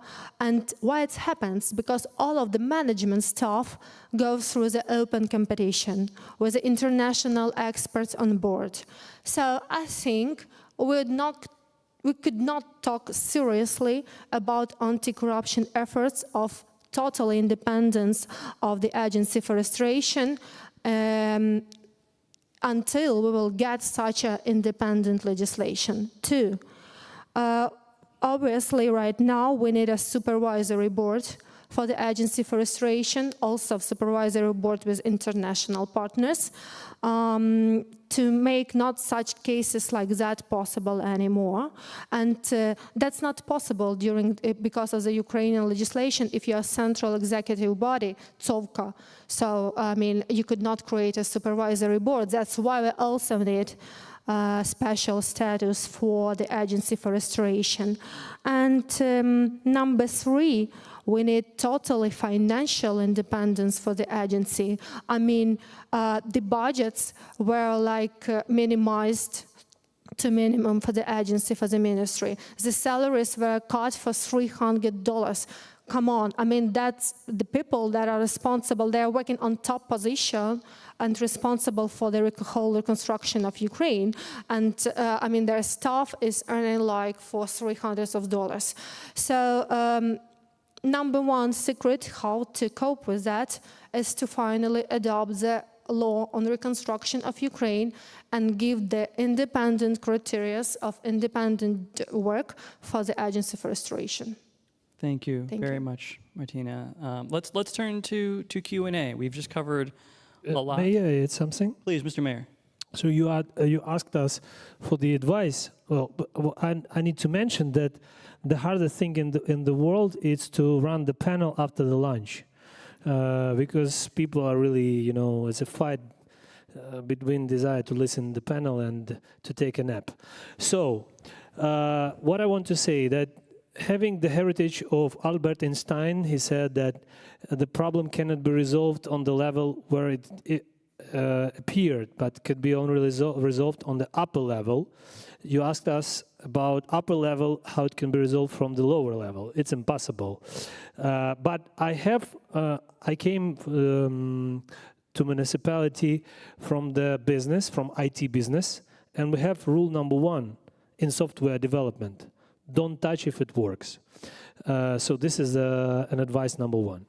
Second, advice is that you need to work on reconstruction more on a local level. So it's the topic of our meeting is anti-corruption and local recovery. So if we speak about local recovery, it needs to be done more on a local level. The state level should be the idea of strategy of the country. Because if we review the country as a body, the body has 2 hands, 2 legs, 1 heart, 1 brain. What we have now? If you ask local strategists, they speak about touristic attractions and nothing about industrial zones and everything else. So it's about body with 4 hearts, 0 brain or half brain, and let's say many disabilities. So if we speak about the thing that was just mentioned about the plan, the master plan of country, it should be done on a state level, and all the local renovation plan should be done according to the strategy of the country. For example, Kharkiv and Mykolaiv, we are 2 pilot cities who together with United Nations Economic Commission for Europe started to develop our master plans. It was easier because we ran the GIS system where we put all the data as layers. So we need to gather all the data to operate with it, and it will help us to recover our country and cities and so on. So to finish my speech, I would say that in our cooperation with Denmark, which is unique and very fruitful, we never spend a cent of their money. So we have steering committees, we have conversations, we have decision-making committees, but they spend money, they choose the organization that will do it, who is responsible, and we get it, and we control the quality of the work is done. But we never cooperate with, we never do anything with their money. What we found is that if we speak about corruption in Ukraine, there is an idea that it's about 10% of money of the project. But what we found that in cooperation with different organizations on government, we lose even more on management, like 20, 30, even 40 sometimes. But it's not about corruption, it's more about efficiency. So that's why we think about possibility to create some organization or enterprises where donors will be able to be in an advisory board and control the money flow from the possible recovery donations and using them in procurement procedure. But what I can say that in Ukraine we use the Prozora thing. It's very useful. It saved a lot of money, but it's actually not as efficient as I want it to be. Because, for example, I started to use eBay in 1999. And that time I want to buy Nokia 32 something, but I wasn't able because I had 0 rating and 0 procurement procedures. What we have now, some blackmail companies enter the procedures. The main thing is price. They blackmail us. They ruin our tenders, then they don't finish their business, and they disappear. This is, it's less about corruption, but more about irresponsibility and some bad business culture, which we also need to think about it. Because in the end, all lose money. Donors, local authorities, state budget. Thank you. Bad business culture, but doing so much on it with the Mykolaiv Denmark model and work on anti-corruption. I mean, that's a great point for us to be discussing here about local reconstruction. It's more resilient because Ukraine is able to work on it at the local level, because at the national level, it's it's touched not just if it's working. As you said, don't touch it if it works. In this case, it seems like it was touch it being the restoration institutions because it was working, because it was so effective and working with allies and getting big things done, and therefore, that brings more influence. We have a minute for Q&A. So if there's one, raise your hand, and we'll call on you. Mattia Nellis, a mic is coming to you, and then we'll wrap up. Yeah, hi, Mattia Nellis with the German-Ukraine Bureau. Terrific panel. And just a few weeks ago here, we had a whole pre-URC event on corruption prevention in Ukraine's recovery. And I wanted to ask, we heard a lot about prevention. From Ukrainian civil society, we hear that in procurement, the price of the construction cost, that this is really one of the game changers that could reduce corruption. But I wanted to ask Pan Alexander or Martina, what would you say when it comes to prevention of corruption on the local level? What are the instruments beyond making DREAM compulsory? What is the single most important policy that should be made on the national level to prevent corruption on the local level? 30 seconds. This question to Martina or first of all, I want to answer your question and comment the mayor's words. First of all, we need to cooperate. And it already was told also about mayor, we need to have rules. We need to have, we need to have digital resources, IT products, new IT products. And it's maybe main things we need to do, and talking about local and national is first of all cooperation. Local agencies and national regional administrations and state agencies, they need to be cooperated in all, and only together we can achieve result in on the battlefield in the war with corruption. And in our ability to recover our country. Mattia, well, thank you so much.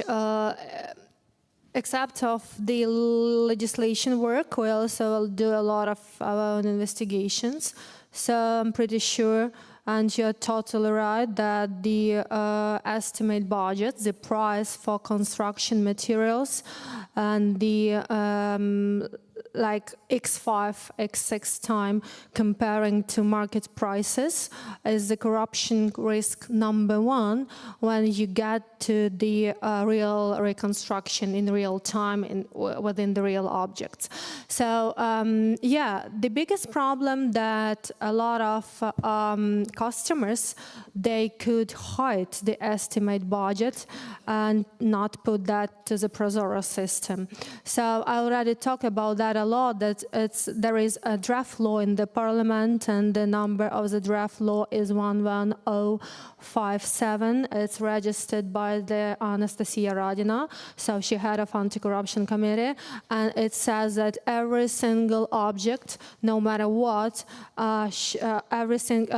the price estimate budget for the construction materials for every single project for the reconstruction should be put it to Prozoro system no matter what. So yeah, I think the prices for construction materials, the X5 times is like the number one risk. Great.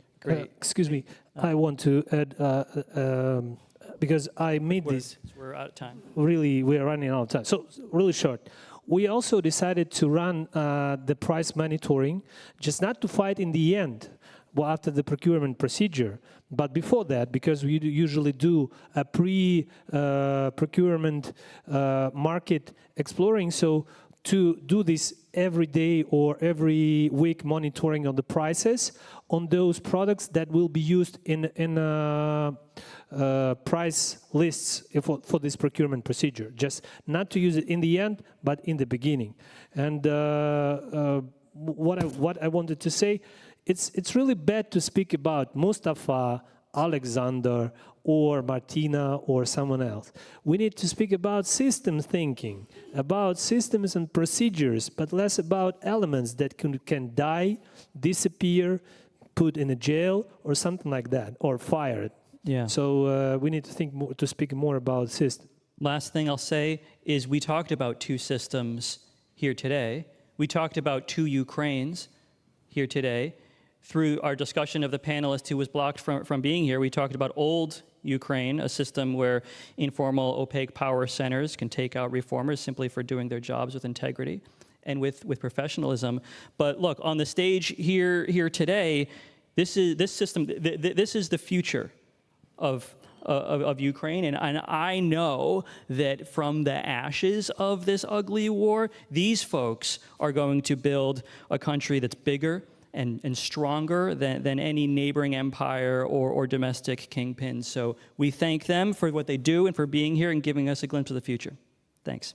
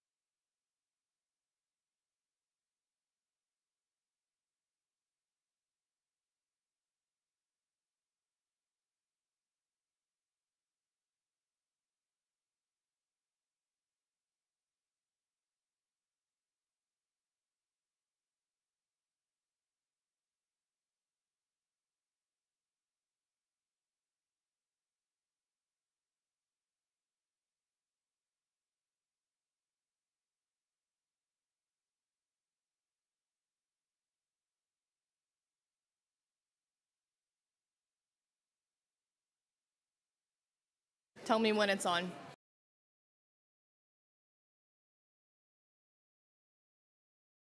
In the room for our readouts on all the parallel sessions. Thank you.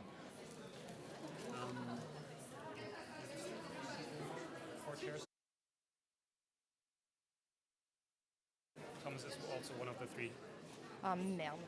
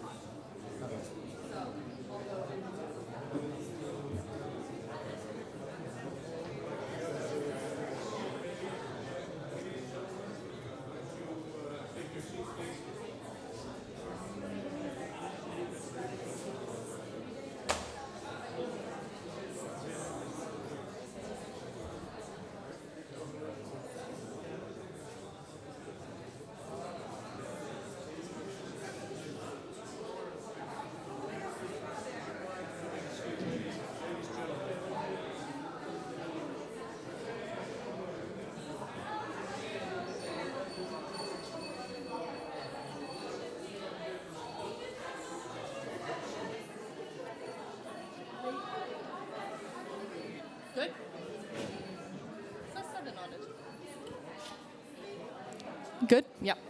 Ladies and gentlemen, please take your seats. The next session is about to begin. Please take your seats. The next session is about to begin. Thank you.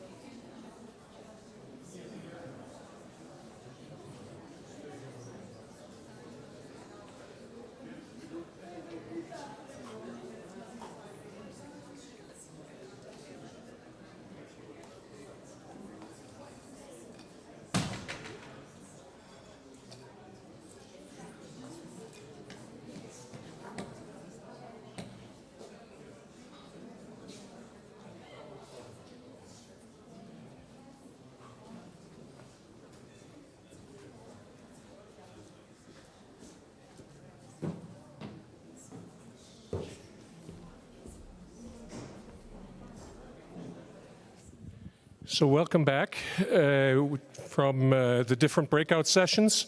We've had 3 of them, and I see many people taking a break in between. We didn't consider that. So what we want to do, and maybe that entices them to come back in, is to give you a little readout so that everybody knows what happened in these other rooms, because human beings tend to only be able to be in one room at one time. And therefore, let me introduce my colleagues, Evgenia Bodnia and Bruce Stokes, up to the stage. And the 2 of them and I will try to give you mini readouts of what happened in these rooms.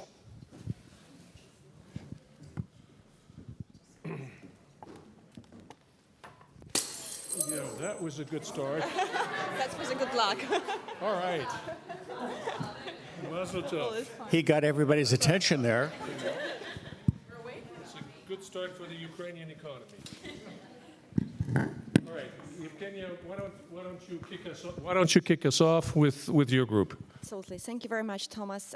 Dear colleagues, really great having you here and talking about outcomes of our discussion on anti-corruption in local level. So definitely anti-corruption is one of the key elements for reconstruction, and as it was rightly mentioned by our stakeholders, is that's the future of the recovery, and that's the future of how we see the Ukrainian growth, in a sense. And definitely one of the most successful cases on handling anti-corruption initiatives is the Mykolaiv city case and Mykolaiv Denmark cooperation. Basically, what we are talking here is about establishing systems, and we are talking about people, processes, and tools that we can implement on a local level with the support of international partners to ensure that the system is a proper system is in place to prevent anti-corruption, to prevent corruption measures. Definitely, there is a lot of interesting tools such as audit of the communal enterprises established, digitalization tools, and so on that are implemented both on local and national level. Of course, we are also talking about centralization and central policy level instruments in anti-corruption.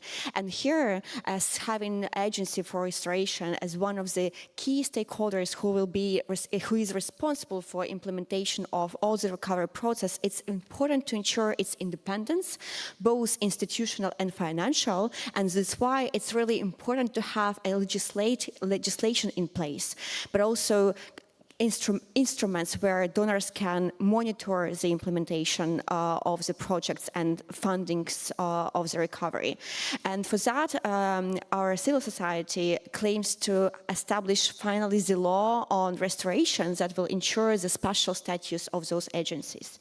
And definitely, we are talking about digitalization as the main tool as well for ensuring anti-corruption that will help businesses to understand how the rules are working.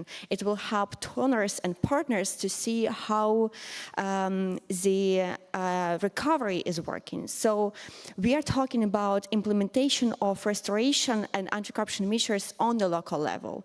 There should be central policy level, but definitely all the steps and measures should be firstly taken on the local level. And we can definitely look on the lessons learned from Mykolaiv. Thank you, Jenya. Over to the next group. Bruce. What was interesting is we started off the conversation about energy, focusing on three things: the war, EU accession, and decarbonization. But frankly, we spent almost all of our time talking about the war, that the 60 to 70% destruction of the energy system is so profound. And I must admit, as a naive observer of this, I thought, well, it's only June, but basically there was an agreement that this can't be fixed by winter. And so one of the worries of the panelists was, if it's not at least up and running to a certain extent, it will create a new wave of immigration from Ukraine. And obviously that's the last thing the Ukrainian economy needs. It's the last thing that would be useful for Ukraine's image in the world if more people have to flee. We talked a bit about the fact that there is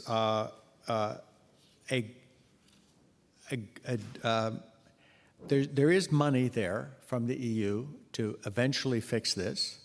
There was much discussion about where other money could come from, and the need for private investment.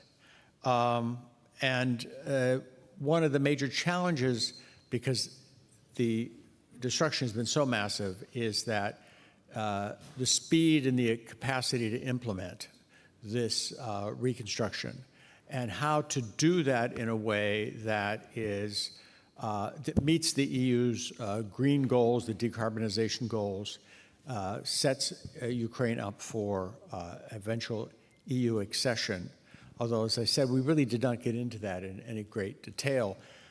I thought one of the interesting takeaways that I had was that nuclear power was not mentioned once in the conversation. And just to remind you, even if the nuclear power stations that Russia now occupies are never back under Ukrainian control, Ukraine is still the second biggest producer of electricity from nuclear power in the EU. And we didn't really talk much about the potential, other than in passing, the potential for Ukraine to be an energy exporter to Europe once it is a member of the EU, which of course is part of the recovery the necessary recovery of Ukraine. Thank you, Bruce. And I will be the rapporteur for the final session over in the far room on decentralization and local partnerships. Now, of course, the starting point of the conversation is the insight that what can be done at the local level should be done at the local level, which pretty much is the subsidiarity principle of the European Union. So the idea that local needs ought to be satisfied at the local level was, I thought, universally shared in that room. There was a person from an NGO, the Agency for Reconstruction and Development, that actually helps communities in Ukraine follow this principle and assists them in doing so. And that also refers to the so-called community recovery plans, which are mandated by regulation. I learned in that group that they might be amended or changed or canceled, and learned also that this NGO is trying to help communities pursue them anyway, because under the idea that they're not doing this to do some paperwork for the government, but that they're doing it for themselves. And this essentially is where partnerships come in, because if you have your own local development plan and a recovery idea, then you can also be more purposeful about international partnerships. As you look for the international partner and the financing and the resource needs, to satisfy the resource needs that you have coming out of that plan. And that, of course, creates the need for financial instruments to do so. There was a gentleman from the Polish Development Bank where they try to develop such instruments for the local level, for SMEs at the local level. And at the end of the day, it comes down to projects. The lady from the Dnipropetrovsk region described to us the destruction of the education system. So here this thing comes full circle. The idea of do at the local level what you can do at the local level, recovery plans turned into financial instruments, partnerships, and in the end, hopefully a school will be reconstructed. So that was the gist of the conversation that we had in the forum. So I hope with that we gave you a little overview of what's been happening in these rooms. Zhenya, Bruce, thank you. I will take privilege to stay seated for the next session. Yes, applause is fully appropriate. Thank you. And with that, I'd like to invite Larissa Marchenko to the stage, a partner and a Ukraine Reconstruction lead at EY. She is going to present a survey that EY has just recently done on unlocking private sector investment. Have a seat, please. There should be a mic. Oh, there, right there it is. There's no glass, so you can't destroy anything. I have my glasses with me. And the survey should be up there. I don't know, Larissa, whether you want to step up front or you know it by heart so that you can present it without seeing. Oh, there it is. All right, fire away.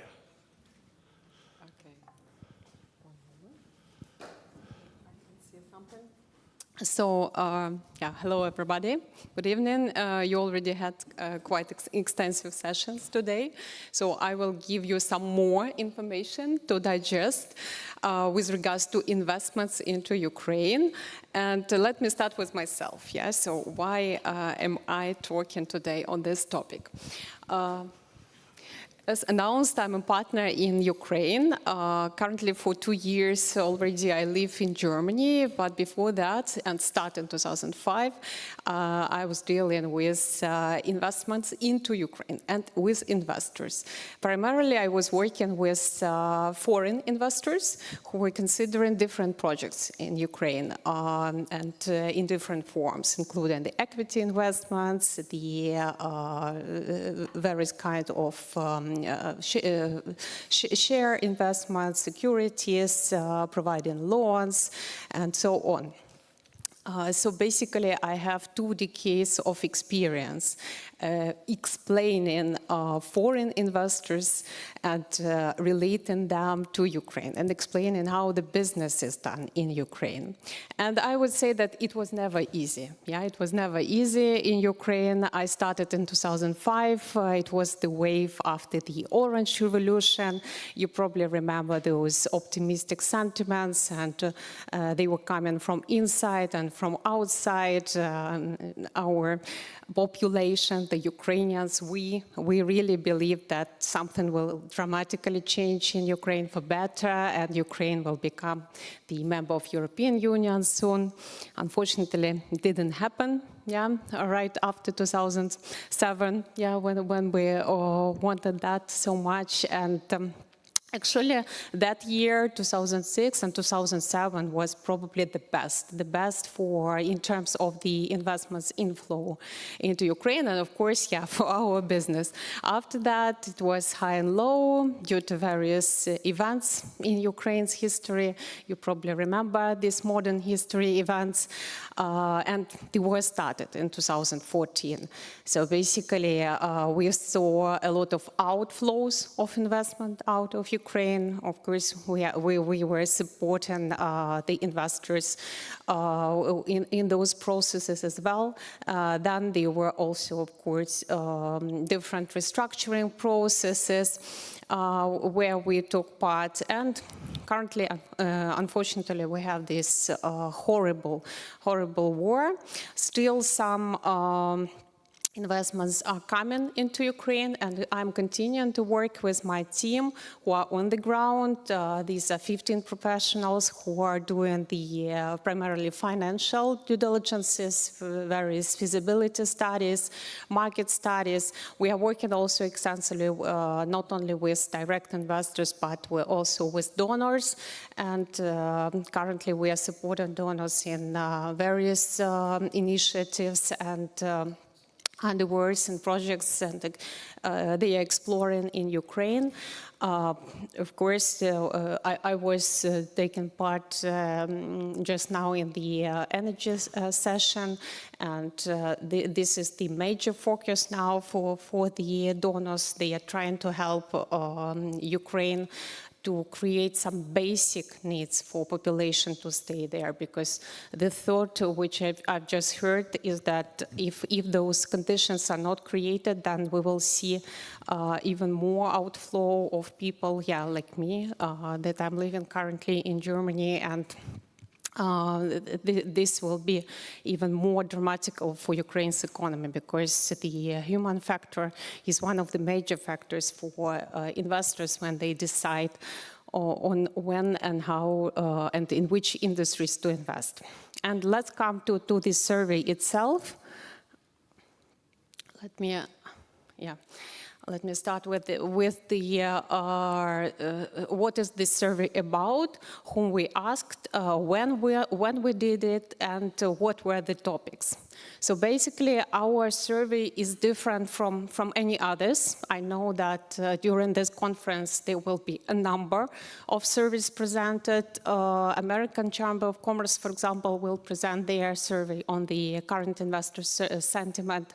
But they were focusing primarily on the issues pertaining to businesses which are functioning in Ukraine now. Yes, so they are concentrating on those challenges which businesses are now facing, and mainly operational challenges. What we have focused on is are the challenges which could impact the investment decisions in the future. And majority of our questions started with the sentence that assuming there is no war, or putting the war factor aside. Yeah, because yes, we understand that there is this dramatic factor, the war, which basically for many investors it means no investment at all. Yeah, so it's like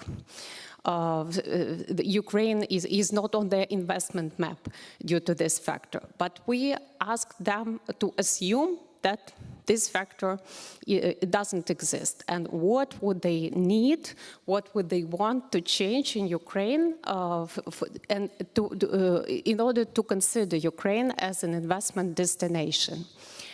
Secondly, what is specific about this survey, and I think it's absolutely unprecedented, at least I have never seen the results of such a massive survey. We've asked large investment funds, hedge funds, pension funds. We also asked businesses. About 40% of our audience was corporate clients, like various companies and corporations, and the 60% are various intermediaries, financial intermediaries, like banks, investment funds, hedge funds, pension funds, and so on. I think that majority of those people were never asked actually about investments into Ukraine. So basically the results of this survey will be very interesting to reflect on. We've asked more than 40 questions. They were, of course, open answers, but majority of people selected the multiple answers from what they were given. Of course, I will not provide you all these numbers now. You will have time to reflect on the results of this survey after it is published. We plan to publish it this month, but not yet. Yeah, so probably after the conference they will be released. Also important to say that we asked investors from G7 countries explicitly. And this survey was conducted from 22nd of April till 3rd of May this year. After that, we have collected the results and we are currently analyzing them. And I will be providing you only some highlights of this survey. We received about 600 responses. And here are the some numbers, yes, to start with. So about 80% of the audience whom we asked, they already have some presence in Ukraine, either some business or they have invested in some securities or provided loans to Ukrainian businesses. So they have some exposure in Ukraine. Out of those who do not have any investments or business in Ukraine, 38% of our audience, they are in wait-and-see mode. Yeah, so they are maybe considering, but they are waiting until the war ends. And 33, so exactly third of the audience we asked, they are already considering some investments into Ukraine. The number 95 relates to those clients who are approaching their investment agents or advisors, financial advisors, and they are asking if there are any opportunities in Ukraine they could consider. Yeah, so this is quite a considerable number, and I think it also means a lot. So the next one is on positive side, why Ukraine is considered as an attractive destination for investments. So basically, Ukraine is located in the heart of Europe, yeah, so due to its location close to EU. The investors are willing to look at it, and currently there is this trend of relocation of the production from, so to say, unfriendly countries, yeah, like China, for example. Then, of course, the labor cost comparing to the skills. Actually, I talked just in couloirs here before our session to one of the investors from German firm, and he told me that in Germany the propaganda of our friends, so to say, worked so that some German businessmen, they didn't know that in Ukraine even any production exists. Yeah, so they had information that there is a production in Belarus even, but not in Ukraine. So basically we need to spread more information about what Ukraine means, what resources are there in Ukraine, and of course not only natural resources, but human resources as well. But we need also to preserve that human capital. Then, with regards to industries, no surprises which industries are most attractive for investors, yeah, when they are considering where to invest. IT industry, you all probably know, yeah, who are familiar with Ukraine, of course, and not with Russian propaganda, yeah, that IT industry is developed in Ukraine, and this is one of the asset-light sector where we are still experiencing the quite good investments inflow. And in addition to that, for example, my team, we are working quite often with Ukrainian IT firms who are looking for investments into foreign jurisdictions, yeah, who are buying different companies to differentiate their range of services, for example, or to add into their teams. and so on. Energy, yeah, obviously, we talked about energy. There was a separate panel on energy, and I'm sure that during URC we'll hear a lot about energy, because this is basically the question number one now for Ukraine, and in view of the coming winter, of course. Then the agriculture, yeah, our famous agriculture sector. Of course, there will be a lot of challenges with regards to agriculture, and our large agro-producers and processing enterprises, they are, of course, aware about those, and they are getting ready to integrate somehow in the single market of European Union, and that path for integration has to be defined yet and designed. Construction, yeah, construction obviously, because we have a lot of construction needs in Ukraine, yeah, rebuilding needs. Again, there will be a lot to say on this topic yet during the URC. I don't have much time yet with regards to challenges. Yeah. Well, we'll discuss that. We'll discuss the challenge, but go through them quickly, and then we'll wrap up. Yeah, I will not probably stop on each and every, because you see it on the screen, I hope. So among the challenges, the investors obviously name the areas like rule of law and, of course, the security. But these were not the only ones, yeah, and not the top ones. And for me, for example, it was surprising that they told that instability of our financial system is the factor number one when deciding on whether to invest into Ukraine or not.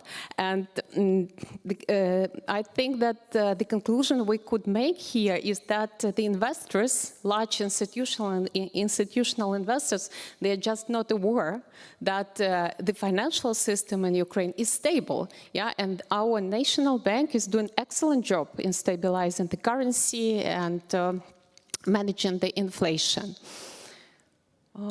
Maybe I will jump to the last slide already. So the major factor for unlocking the private capital flow into Ukraine is seen by investor. By investor is the Ukraine's integration in EU. So basically, this is the complex factor which embraces a lot of reforms and changes within Ukrainian judicial system, within rule of law, and also within adopting various registrations, various EU acquis rules, and so on.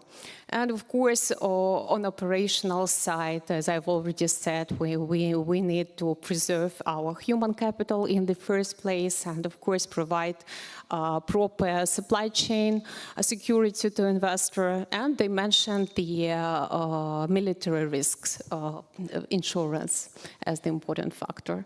So basically, these are just the highlights of our survey. As I said, it will be released in more details in this month, and we will keep the audience informed about that. Let me just ask you one question before I ask our panel up here. What explains the wait-and-see approach that your survey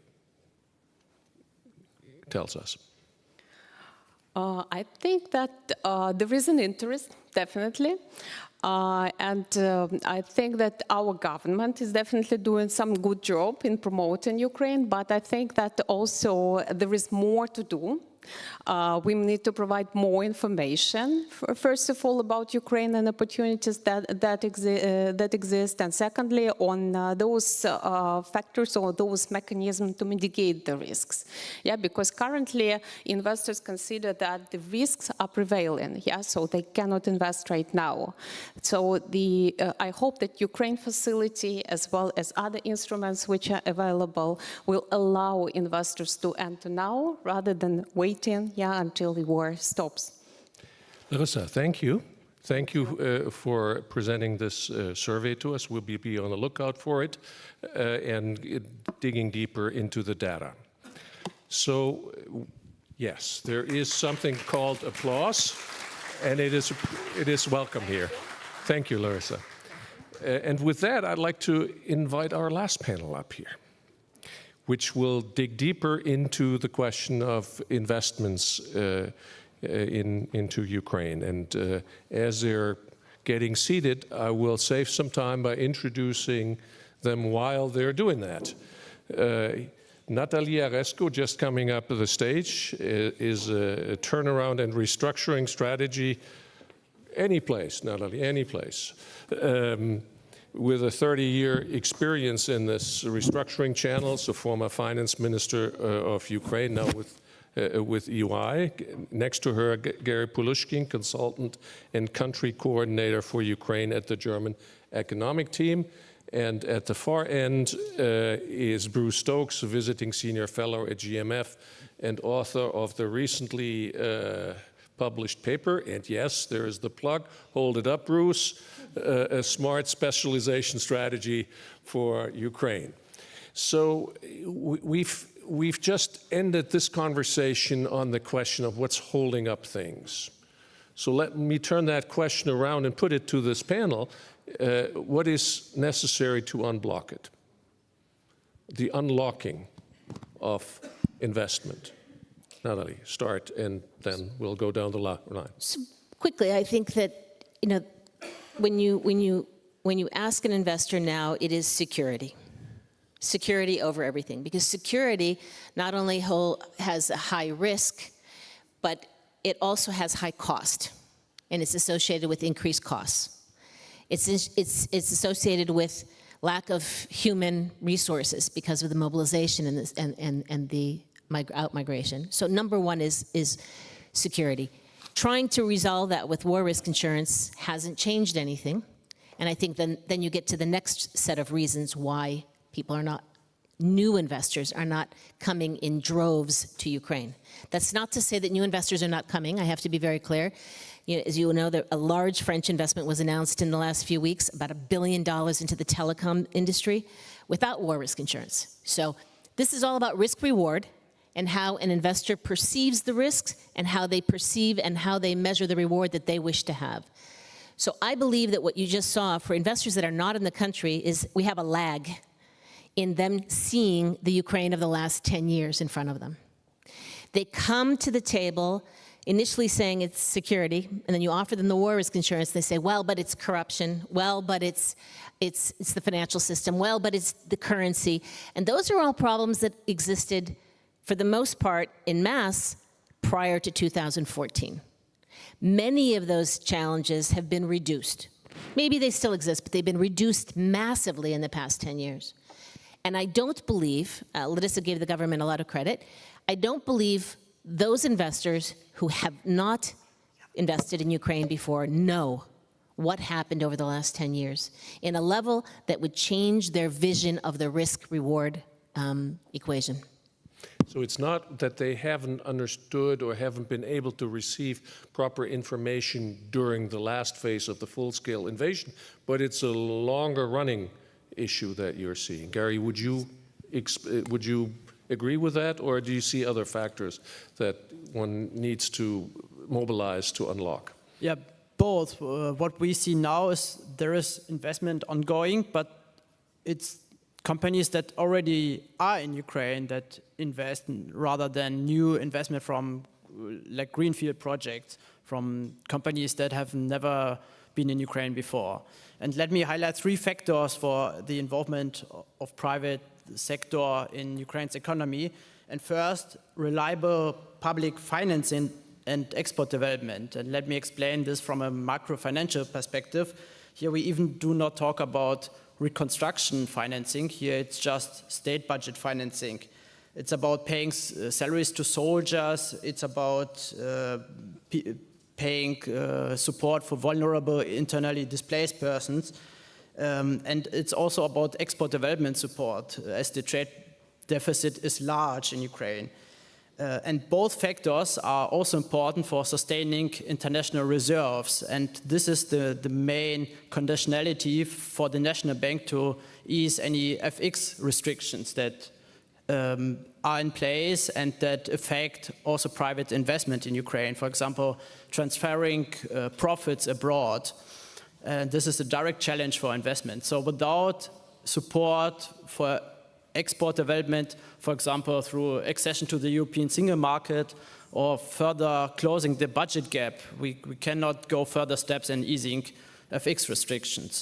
A second aspect is de-risking and guarantee schemes. You mentioned that. For example, there is the German federal guarantee scheme for German investment in Ukraine against war risk, for example.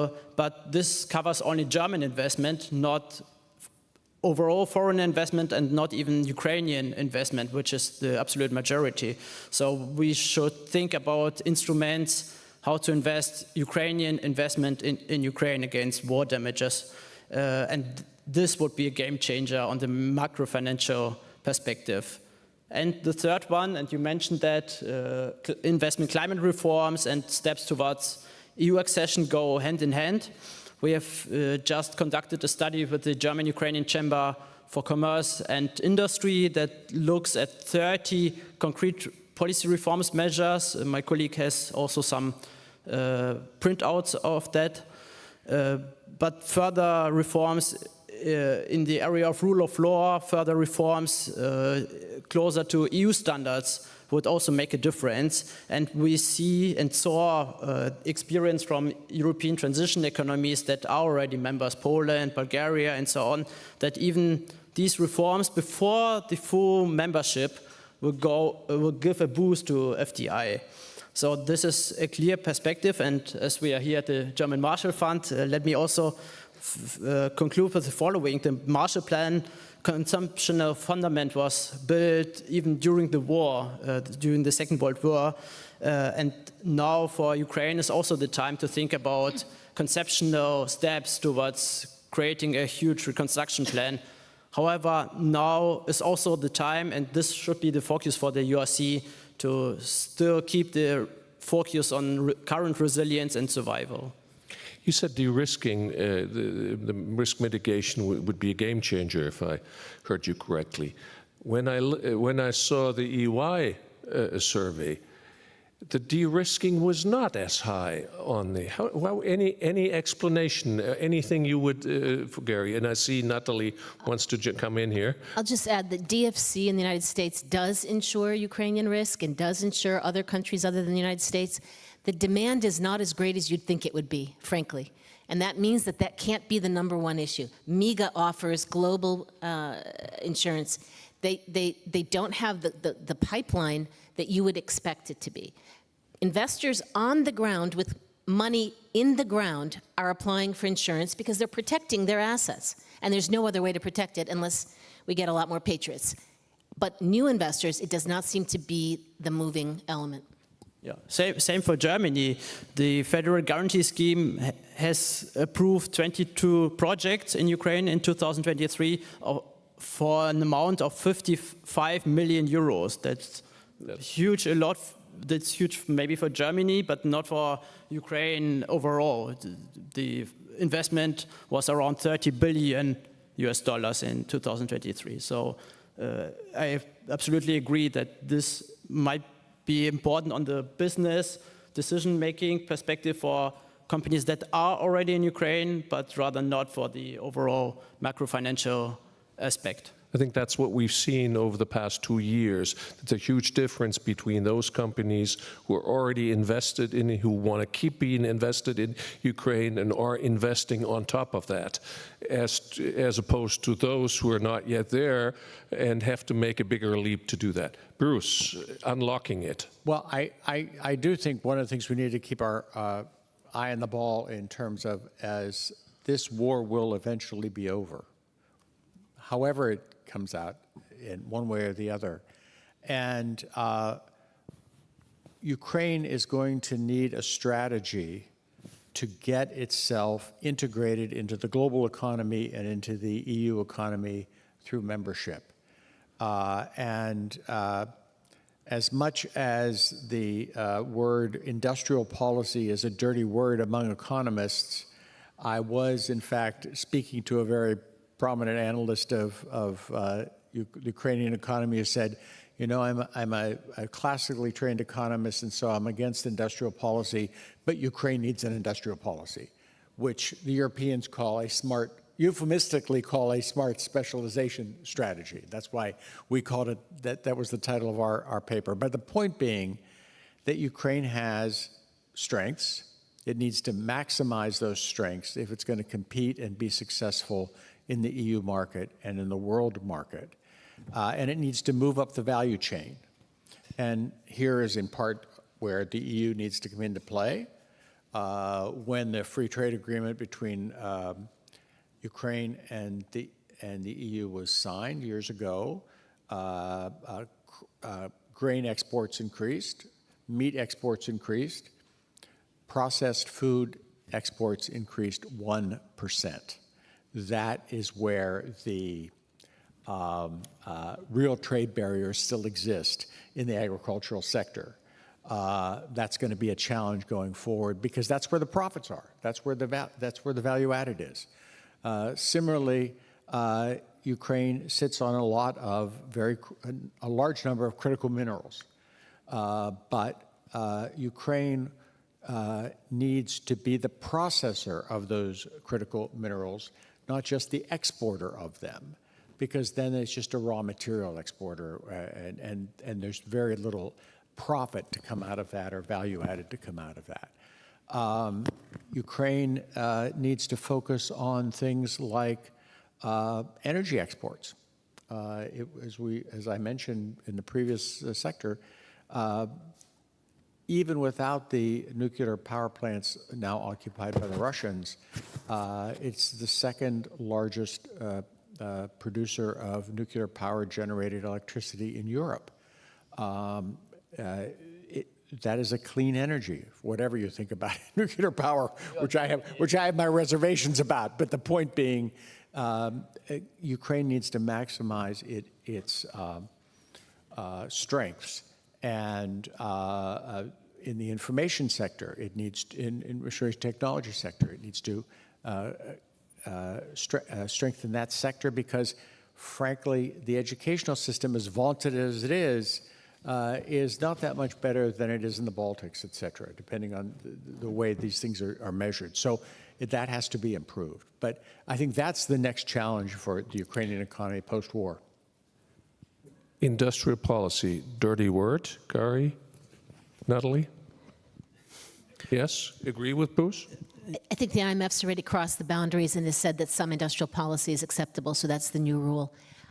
I don't think that Ukraine lacks a strategy. I think if you look at the Ukraine plan, I think if you look at, there's, by the way, a strategy for every single sector in Ukraine. Some of them are being renewed to align with EU accession, but there is for every minute, from waste treatment to road building. These strategies do exist. Maybe people don't read them, maybe they're boring, but there are key industries that have been identified, even going back to Lugano. And it is clear that they want to be aligned with a green future and an EU future and a moving up the value chain. So I don't think there's anything terribly new, maybe more specific, but terribly new there.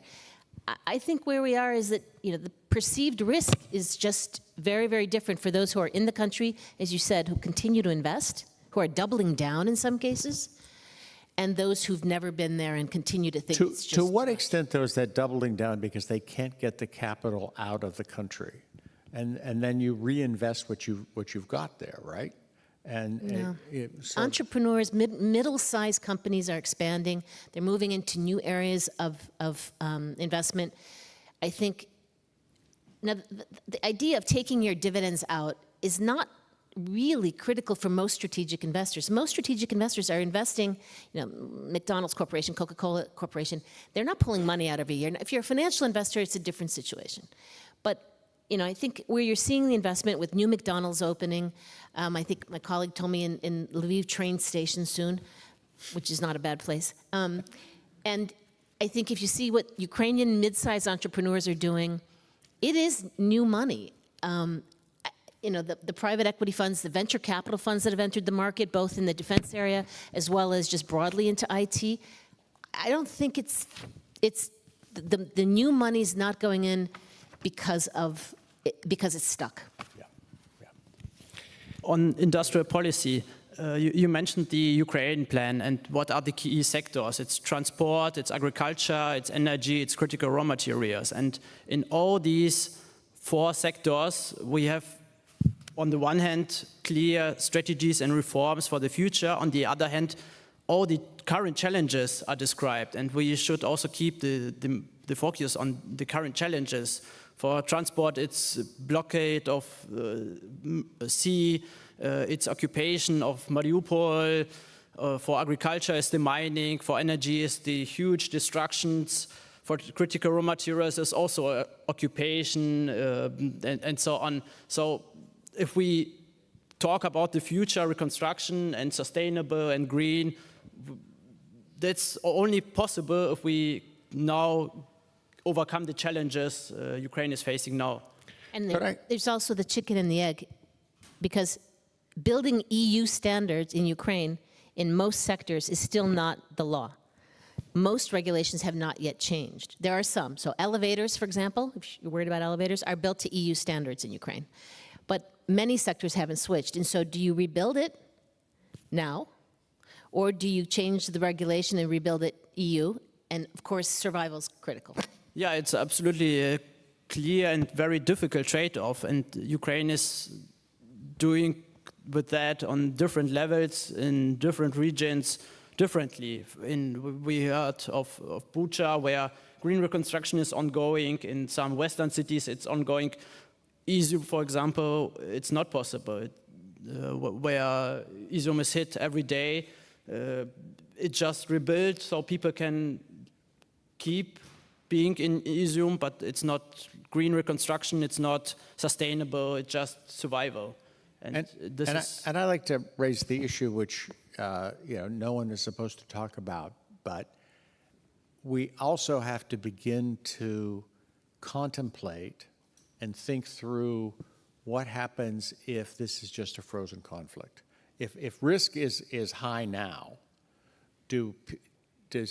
are there ways to mitigate that fear and that sense of risk if in fact there is not a definitive end to this war? Because it does seem to me that that's one of the main challenges that will face the business community and investors, both Ukrainian and outside. If it's that's pretty clear that a frozen conflict is continued high risk. It's a period for rearming for Russia, and it's a new invasion and an expansion again in 5 years and 10 years. And so I think we have unfortunate experience to say that it's going to, if that's the case, and of course Ukrainians don't want that, I don't want that, I think that continues to be high risk given the pattern. Let me just mention, we want to get to at least one little round of questions from the audience. So to my colleagues, get your mics ready, please, before Gary was about to speak on this issue. So, okay, so then we'll go to the audience, concluding that this will be a rather high-risk scenario. Do we have a microphone and do we have questions, or am I? Nobody has questions. I don't think I've seen that before. Have we put you to sleep here? We'll call you out and make you ask questions. Is it possible to give it comment? I would prefer a question, I have to tell you, ma'am. If you can turn your comment into a question, please do. Олександра Бітлій, Institute of Economic Research and Policy Consulting, Kyiv.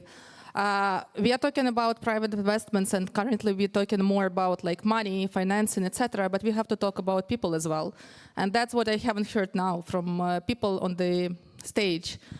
So what is then? I mean, like, if it's not a comment but a question, the question is, what do you think about kind of what should we do with people? Because we don't have adult education, we don't have enough people. And the investments will not come if they are not sure that they have secured labor. So what is your opinion on that? I mentioned it. To me, it's a higher cost issue. It makes the investments higher cost and higher risk.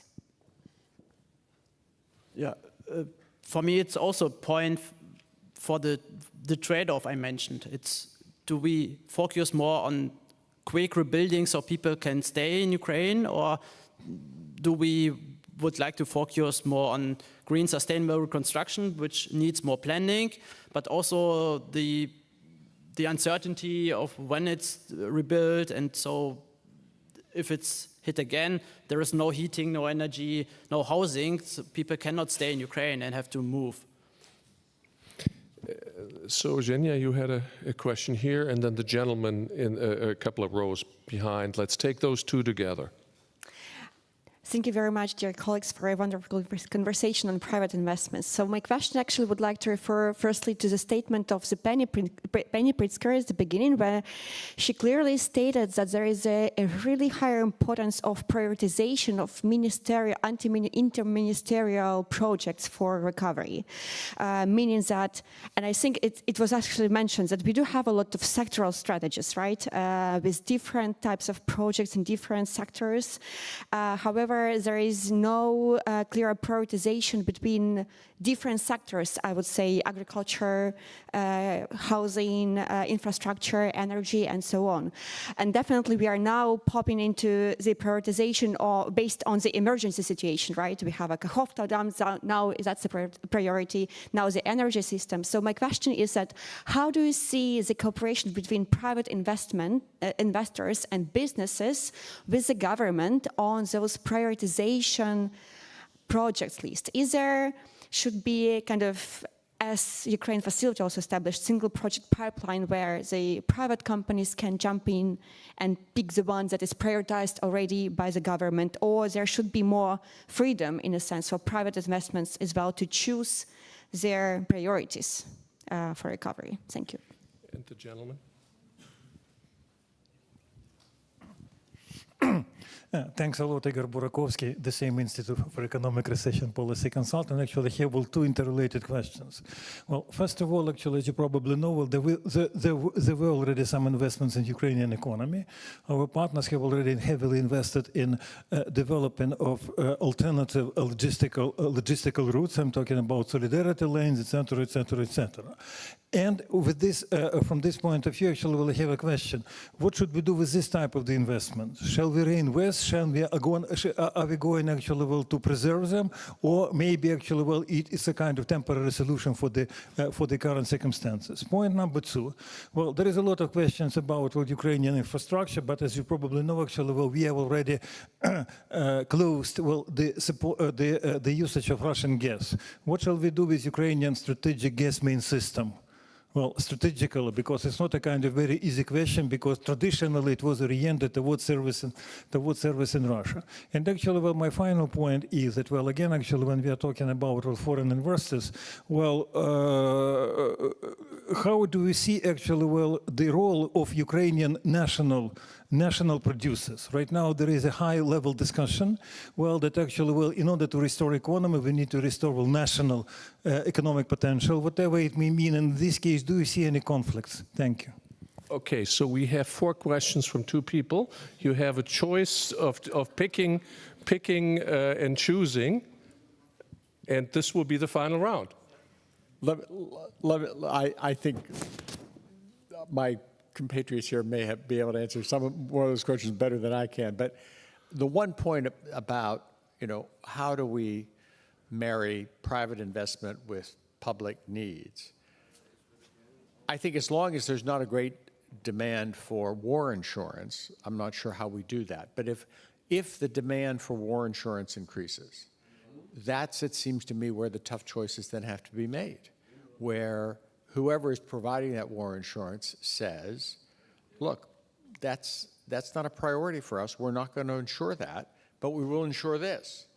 And there'll be great pushback from the private sector. But, that's the kinds of tough choices that will have to be made in doing an industrial policy or a smart specialization policy in a world where Europe is doing more of this, America is doing more of this, the Chinese have been doing it for years, and Ukraine will have to make some tough choices in that lane. Yeah, on the question relation between businesses and public sector, from just a business point of view, businesses have already their sectoral specification. So when they come to Ukraine, they do not change the sector. They just come to Ukraine and do what they've done before on different methodology, maybe with different people, but it's the same sector.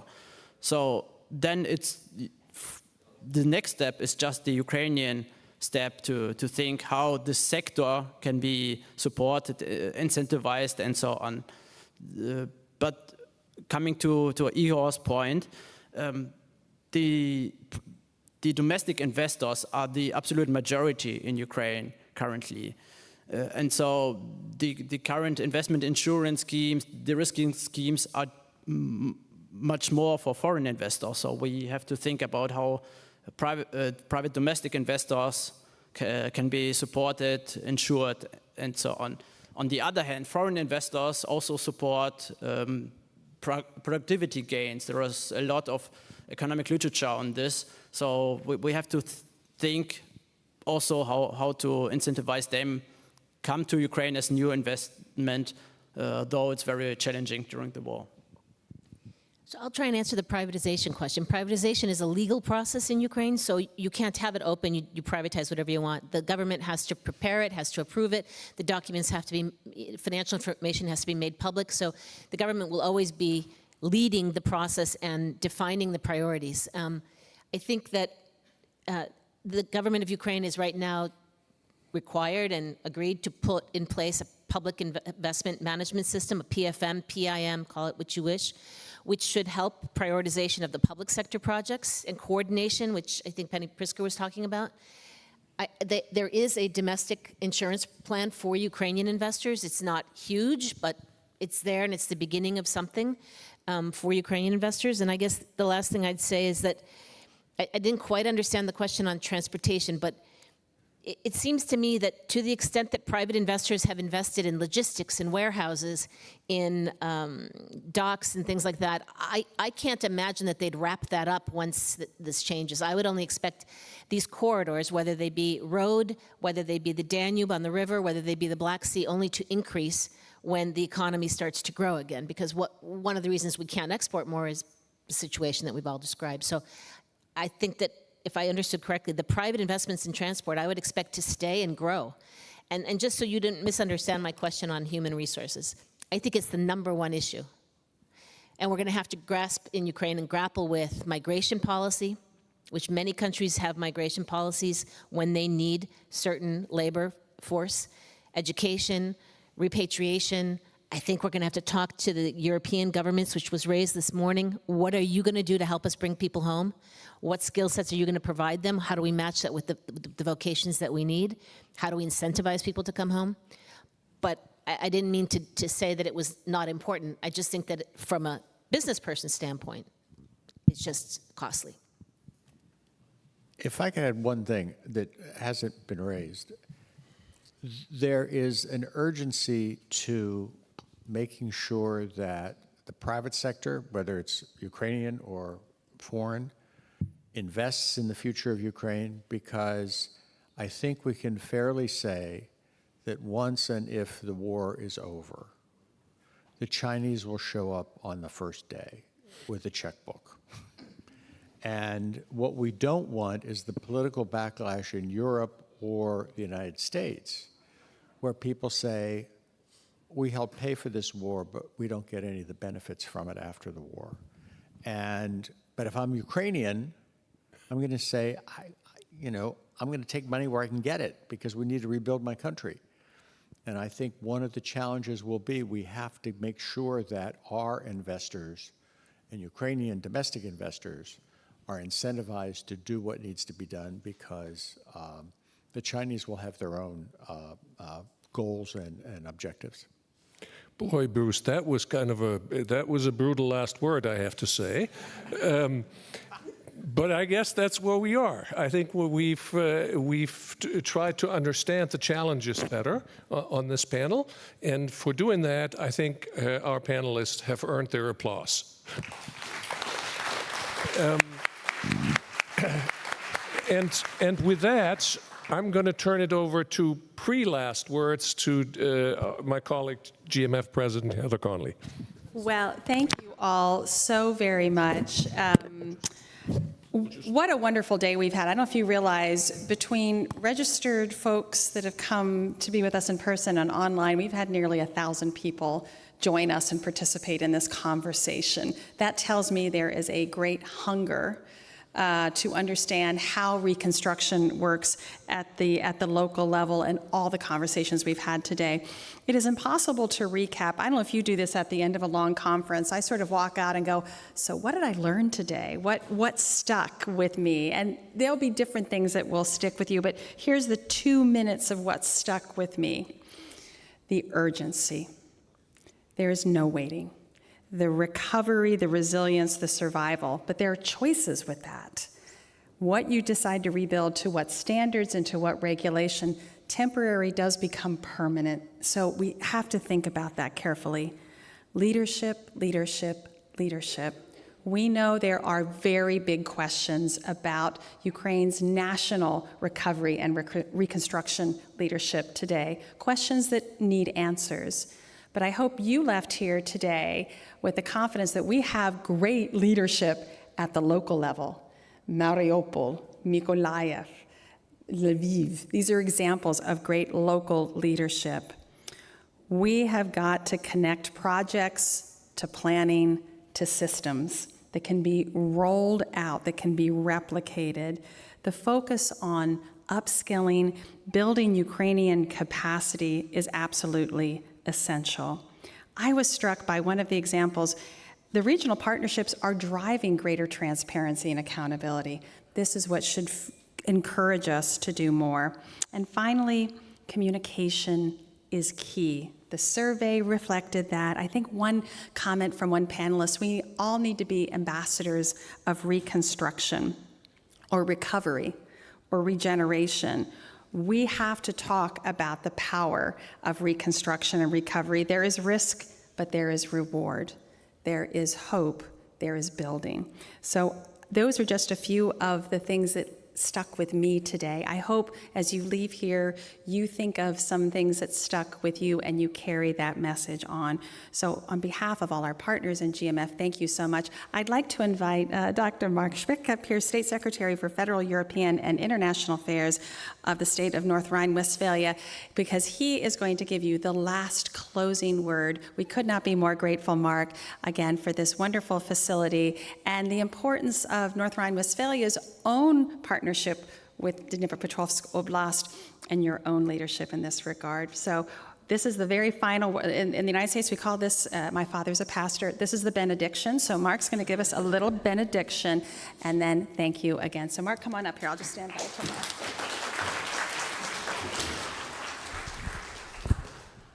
Thank you so much, Helen. I think you all have deserved a benediction now.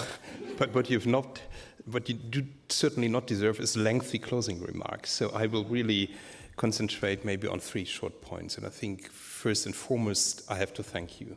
I have to thank our partners, all who made that conference possible. And here really I would like to single out the German Marshall Fund and especially personally you, Heather, you, Thomas. I mean, you have been really a driving force for that and you have been a constant source of inspiration and leadership for that. So thank you so much for that. I also thank and extend my gratitude to the other partners, the Embassy of Denmark in Washington, EY, the Open Society Foundations, and the Zeitstiftung Bucerius. They all have contributed tremendously of making that happen, and we are very grateful for that. But of course, we are also grateful to all the panelists and the participants who contributed actively, but I am also grateful if you just listened. So thank you very much for that. Second, I think it was really important to take a regional and local perspective because you can't get away with kind of abstract rhetoric. You have to be concrete and practical, and I think that's what we've seen today. Sometimes it gets technical, administrative, but I think that's absolutely necessary, and I think that was really important, and that's why I'm also glad that that will play a role at the Ukraine Recovery Conference that will begin very soon. So this was very timely, and I think it was the right tone we set. Because it was so practical and concrete. Now, for one abstract thought, and that's the last one, of course, if you discuss recovery, in a way you subscribe to a deep commitment to a prosperous future for Ukraine. I think that's the essential thought here. But for making that possible, all what we have discussed today is absolutely crucial, but I also understand the plea we heard earlier for air defense. I mean, we created a kind of comfort zone. If you look to that pleasing garden and the atmosphere, I mean, there is a war raging not so far eastwards, and it is fought with the utmost brutality by Russia. I mean, there is no limit for Russia when it comes to inflicting human misery. And that's why we have to do our utmost to support Ukraine's military success. And I really would like to add that, whatever it takes. Thank you very much.